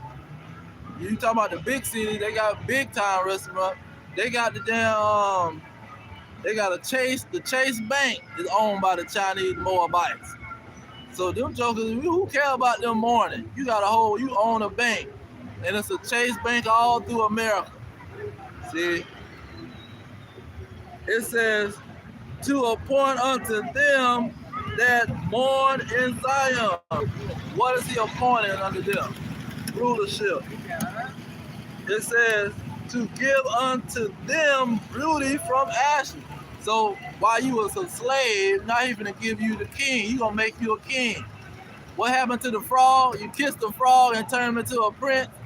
See, that's what the Lord is doing. He's gonna kiss us and turn us into princes and kings. We're not gonna be nobody's slave no more. It says to give unto them beauty for ashes and oil of joy for mourning. Because see, when you become king, you're going to celebrate. When you become king, you're going to be happy as all out. You ain't going to be moping around, oh, I'm the king. Oh, man, I'm the king. You're going to be happy as hell. It says, for the garment of praise for the spirit of heaviness. So you're going to have a garment on that's going to have everybody praising you. See? And a Negro love to dress up and go to the club. See, you done put on my best shoes, my best shirt, pants, hat, necklace. See, I'm going to put a garment on. When I go in the club, they're going to be praising me. Man, I like that outfit you got on. That's what he going to do for us. It says that they might be called trees of righteousness. That lets you know the trees that was in the garden wasn't talking about no tree, talking about a man. It says, the planting of the Lord, that he might be glorified. Verse 4, this is talking about our homeland, Jerusalem. And they shall build the old wastes. They shall raise up the former desolation. And they shall repair the waste cities and desolations of many generations.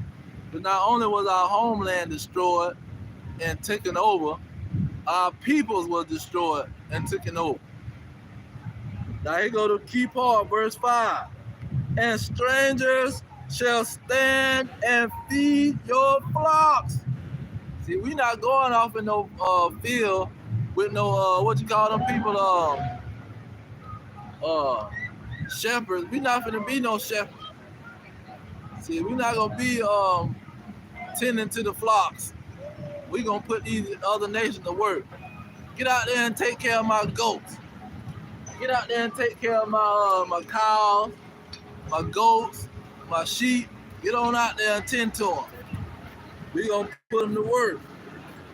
It says, and strangers shall stand and feed your flocks, and the sons of the alien shall be your plowman and your vine dresser. See, they gonna go plow the corn when we trying to grow some fruit. We trying to grow some grapes, some oranges, some corn. We gonna say, get out there and get to work. See, that's what we gonna be doing. Get to work. It say, and the sons of the alien shall be your plowman and your vine dresser. See, other people's children, we gonna put they behind the work. See, we not gonna be out there working. And see, this is what Yahushua brought up in Luke 4 and 18, when he was talking about the good news. This is the good news that he's bringing to the Israelites. See, this is the good news that he's bringing to the slaves and to those that's bound in prison. He's not bringing this good news to just anybody who want to pick up a book and go to read the book, like the book was dedicated to them. See, where your name at in this book, first of all, where it say it was dedicated to you, because it sure say, to appoint unto them that mourn in Zion. This book was appointed to them. See, it was created for them. The book wasn't just a universal book, because that's what Catholic means. Catholic means universal. That's the definition of Catholic. Universal. So the universal church don't supposed to exist. Because he never wrote a universal book. See, he wrote a book to the children of Israel, to those who mourn in Zion. It says, verse 6, this Isaiah 61 and 6. But ye shall be named the priest of the Lord. See, everybody wanted a priest. Even in the nation of Israel with the 12 tribes, there was only one tribe that was the priest. So everybody can't be no priest, man. It says, you shall be named the priest of the Lord. Men shall call you the ministers of our God. You shall eat the riches of the Gentiles, and in their glory shall ye boast yourselves. So these Gentiles, they don't got no chance to do anything but to give it up and get to work. That's what we gonna be saying to them. Give it up and get to work. See, cause that's what they saying to us. Give it up and get to work. What the Chinese man say? The Chinese man say, hurry up and buy. See, he ready to tell you to hurry up. You in my store, hurry up and buy. And they usually saying that somewhere in the hood, hurry up and buy. Cause that's all you can do for me. We don't even want you in here, but we want you to hurry up and give us this money so we can get rich off your behind. That's what we gonna be doing to them. It says, ye shall eat the riches of the Gentiles, and in their glory shall ye boast yourselves. So this is what's going on right now. The Israelites are finna be appointed to be like that frog that you kiss and turn into a prince. See, they finna be transformed from a slave to a king. Oh, let me get that in 1 Samuel chapter 2. Because it breaks down how we gonna come from being raggedy slaves to king. Oh, verse 8. Well, let me get verse 7. This 1 Samuel chapter 2, verse 7, it says, the Lord maketh poor. See, he the one made us poor and have to work for the so-called white man and all these other nations. It said, the Lord maketh poor and maketh rich. So if you're rich, the Lord made you that way. Yeah, you got a blessing. It says, he bringeth low. He brought us low and made us some filthy slaves. And lifted up. But he gonna lift us up from being a slave.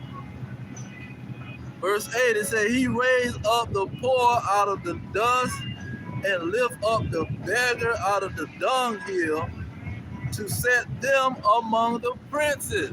See, you just a frog hopping around in the dirt, in the dust, and now you finna get a kiss and turn into a whole prince. It says, to set them among princes and to make them inherit the throne of glory.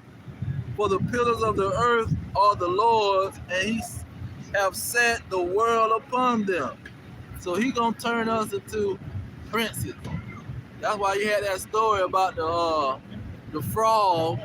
See, first of all, the witch turned the prince into the frog. So we started out as princes, but then we ran into the witchcraft of these people, other nations, and we turned into a frog. See, but the Lord gonna turn us back into a prince. See, we gonna go back into our princely role by we being prince over these other nations. And a prince is a ruler, and he have slaves. See, that's why we know the so-called white man, he was the prince now.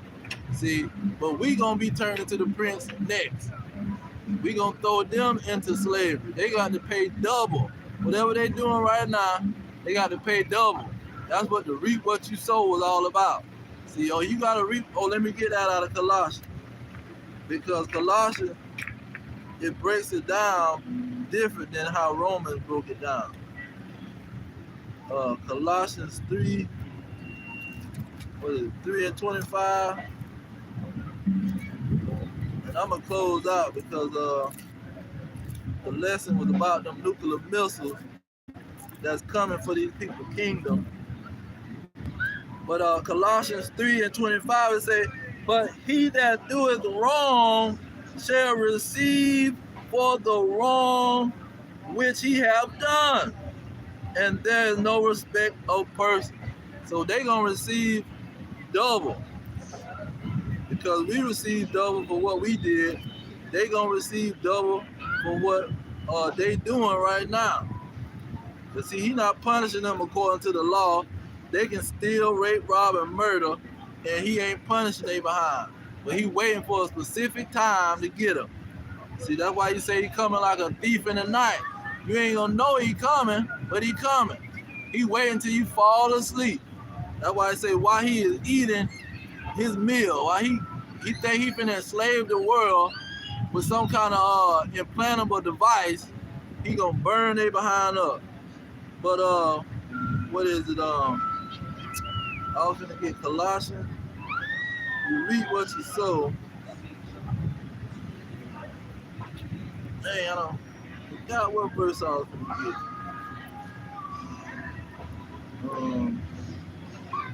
Revelation. Well, let me get that the king situation. Cause he gonna raise us up from being slaves, and we gonna be the king. This Revelation 5 and 10. It says, and have made us unto our God kings and priests, and we shall reign on the earth. See, we ain't reigning on the earth right now. The so-called other nations are reigning. That's what Isaiah 14 and 18. All of them kings is reigning on the earth in their own land in glory. See, they all got their homeland. We don't have a homeland. See, we the lost people on the earth. And he gonna find us, see, and give us a kingdom, and we gonna be reigning on the earth as king, having slaves. People got to serve us. So you can't be a king if you ain't got nobody serving you. That's what being a king is all about. See, these other nations, they got us in their land because we were scattered into all the land. So let me scatter the Israelites and have them serve all these nations. So when I flip it around, all these nations gonna have to serve the Israelites. See, that's what the movie with Eddie Murphy, Switching Places, that's what it was all about. Eddie Murphy was a bum out there begging for money, trying to trick people to get some money. But then they put him in the office with them and helped him become pretty much a rich person.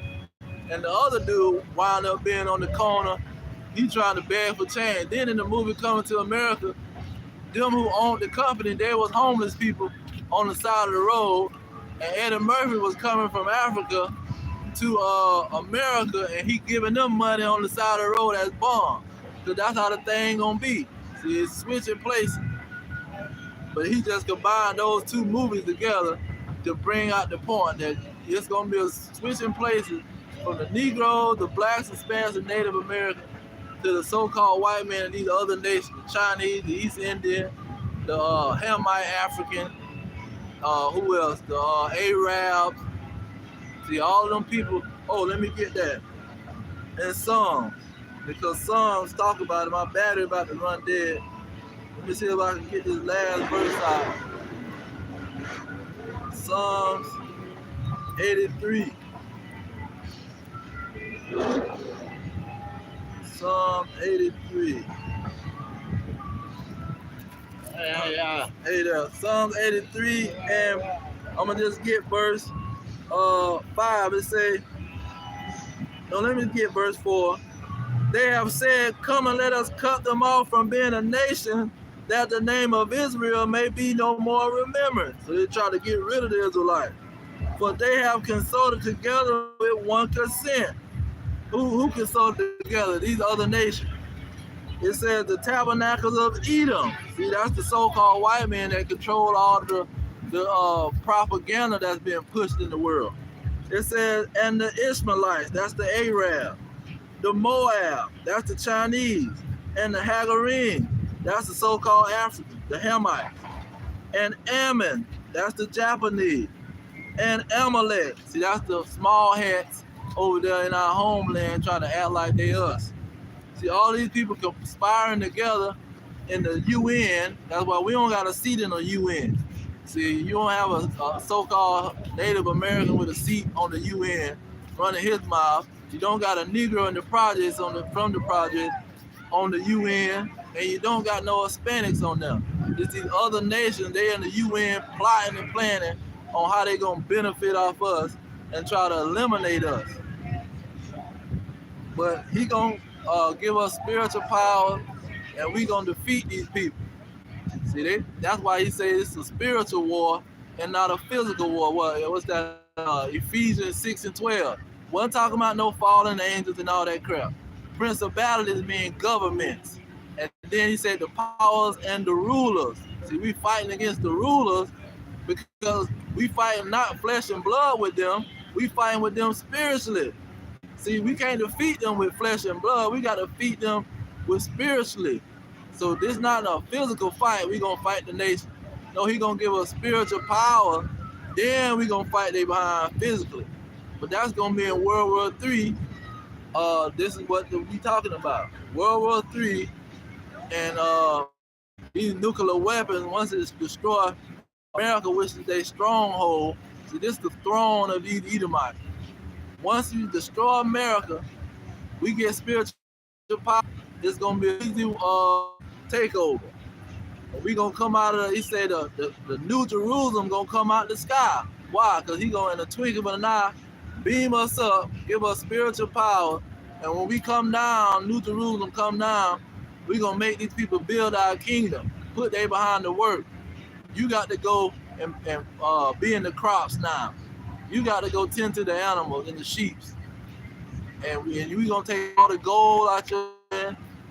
And just like the priest of the Lord, so the priest will get 10% out of everybody's land. If you was in the land of Judah, you give us 10%.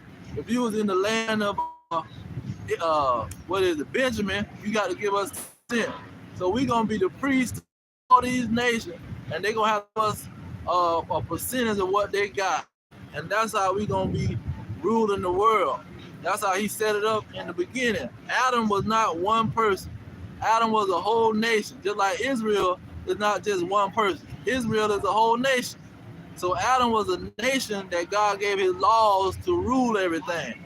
But they failed because they wanted to be disobedient.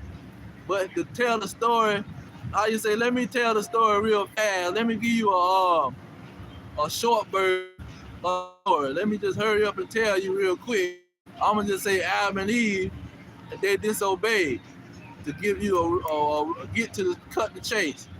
But to elaborate on the story, all the women of the nation was feeding into these other nations, feeding into their jealousy and rejecting the men of the nation and not listening to their behind. See, the other nation was saying, y'all can be God, or y'all can be the powers that in control, that's ruling your household. See, y'all can be the one that's in power when it comes to your nation. And that's how the nation feels. Just like now, they talking about it every day, about these relationships. It's all failing. Because it's all about what happened back there in the garden. It's just a replay. That's why Solomon says nothing new under the sun. He just doing it at a different time and in a different way slightly, but it's all the same mess. The Lord don't change. He stay the same. He created one people to rule over everybody else. The Levites, they ruled over the nation of Israel. See, the Levites was the head tribe. You had to go to the priest to give a sacrifice so God won't punish your behind. See, then you had the king of Israel, but the priest was the one that was operating first. The prophets and the priests, those were the ones that God was dealing with. He wasn't dealing with the whole nation the same way. And that's all the nation of Israel is a amplified version of what happened. He gonna have a priest on somebody that you got to come to when you dealing with God. That was Zechariah 14 and 16. It say all the nations is gonna have to come to Jerusalem to give a sacrifice. See, they're gonna have to come to the tabernacle. What is it called? The tabernacle, the day of tabernacles or something like that. They're gonna have to come to the priest and give a sacrifice just like the Israelites went to the Levites. So that's the order of how it's coming. But we at the point of World War III and these nuclear missiles being shot off and the elect Israelites repenting and being delivered from Babylon the Great before those nukes hit. We right there. Because you got the Edomites fighting each other, killing each other over there in Russia. The Russians fighting each other too. So not only is Russia fighting the Ukrainians, they fighting each other. And then you got these people trying to come out with this digital dollar and try to enslave the world with with their money system. So you can't go in the store and buy nothing. See, we can make you buy it on the side of the road, just like they're doing now, but it's gonna be no way you're gonna be able to find a dollar. So you can find a dollar, you can rob somebody. So you can't rob nobody when they give you that digital dollar. You can't go in the computer and rob somebody and go on to the people that's controlling that money system, that computer system. And they knew all that in 2000. That's why they were going crazy, because they knew that chip had done came into play in the year 2000 with the internet. They knew, oh man, it's serious now. They weren't just talking back in the day. Now the thing's serious. And after the year 2000, it just started to increase better and better. And now you're right there with the Fed now, on July the 1st, saying we got a digital dollar, the Federal Reserve, and we can demand, if we want to, on a Friday, we can say every American, you got to have this digital dollar or you won't be able to buy nothing. And if you rebel, we can throw your behind in jail, and we can pretty much kill your behind, because what the State Department say, we can bring back the guillotine, ordering guillotine. So if you don't want to take this money system and do what we say, we can eliminate you, man. That's why I say the prophet was gonna be beheaded, because they're gonna be the main people that's gonna say, nope, we not taking nothing that you got, and you might as well have to kill us. See, they're the ones that's gonna have faith enough, because you say you gotta have faith enough to death, to the point that you ready to die for this situation, because these people gonna be trying to kill you. So I'm gonna close out, because my battery about to run dead. I want to make sure I don't lose my video. All praises to Yahweh, Bahashem, Yahweh Shai, Bahashem, Kakadash. Double honors to the elders pushing the truth. Peace to these elect worldwide, the blacks, Hispanics, and Native Americans, descendants of slaves scattered around the globe on slave ships and through many captivities. Our kingdom is at hand. Go on. Yep.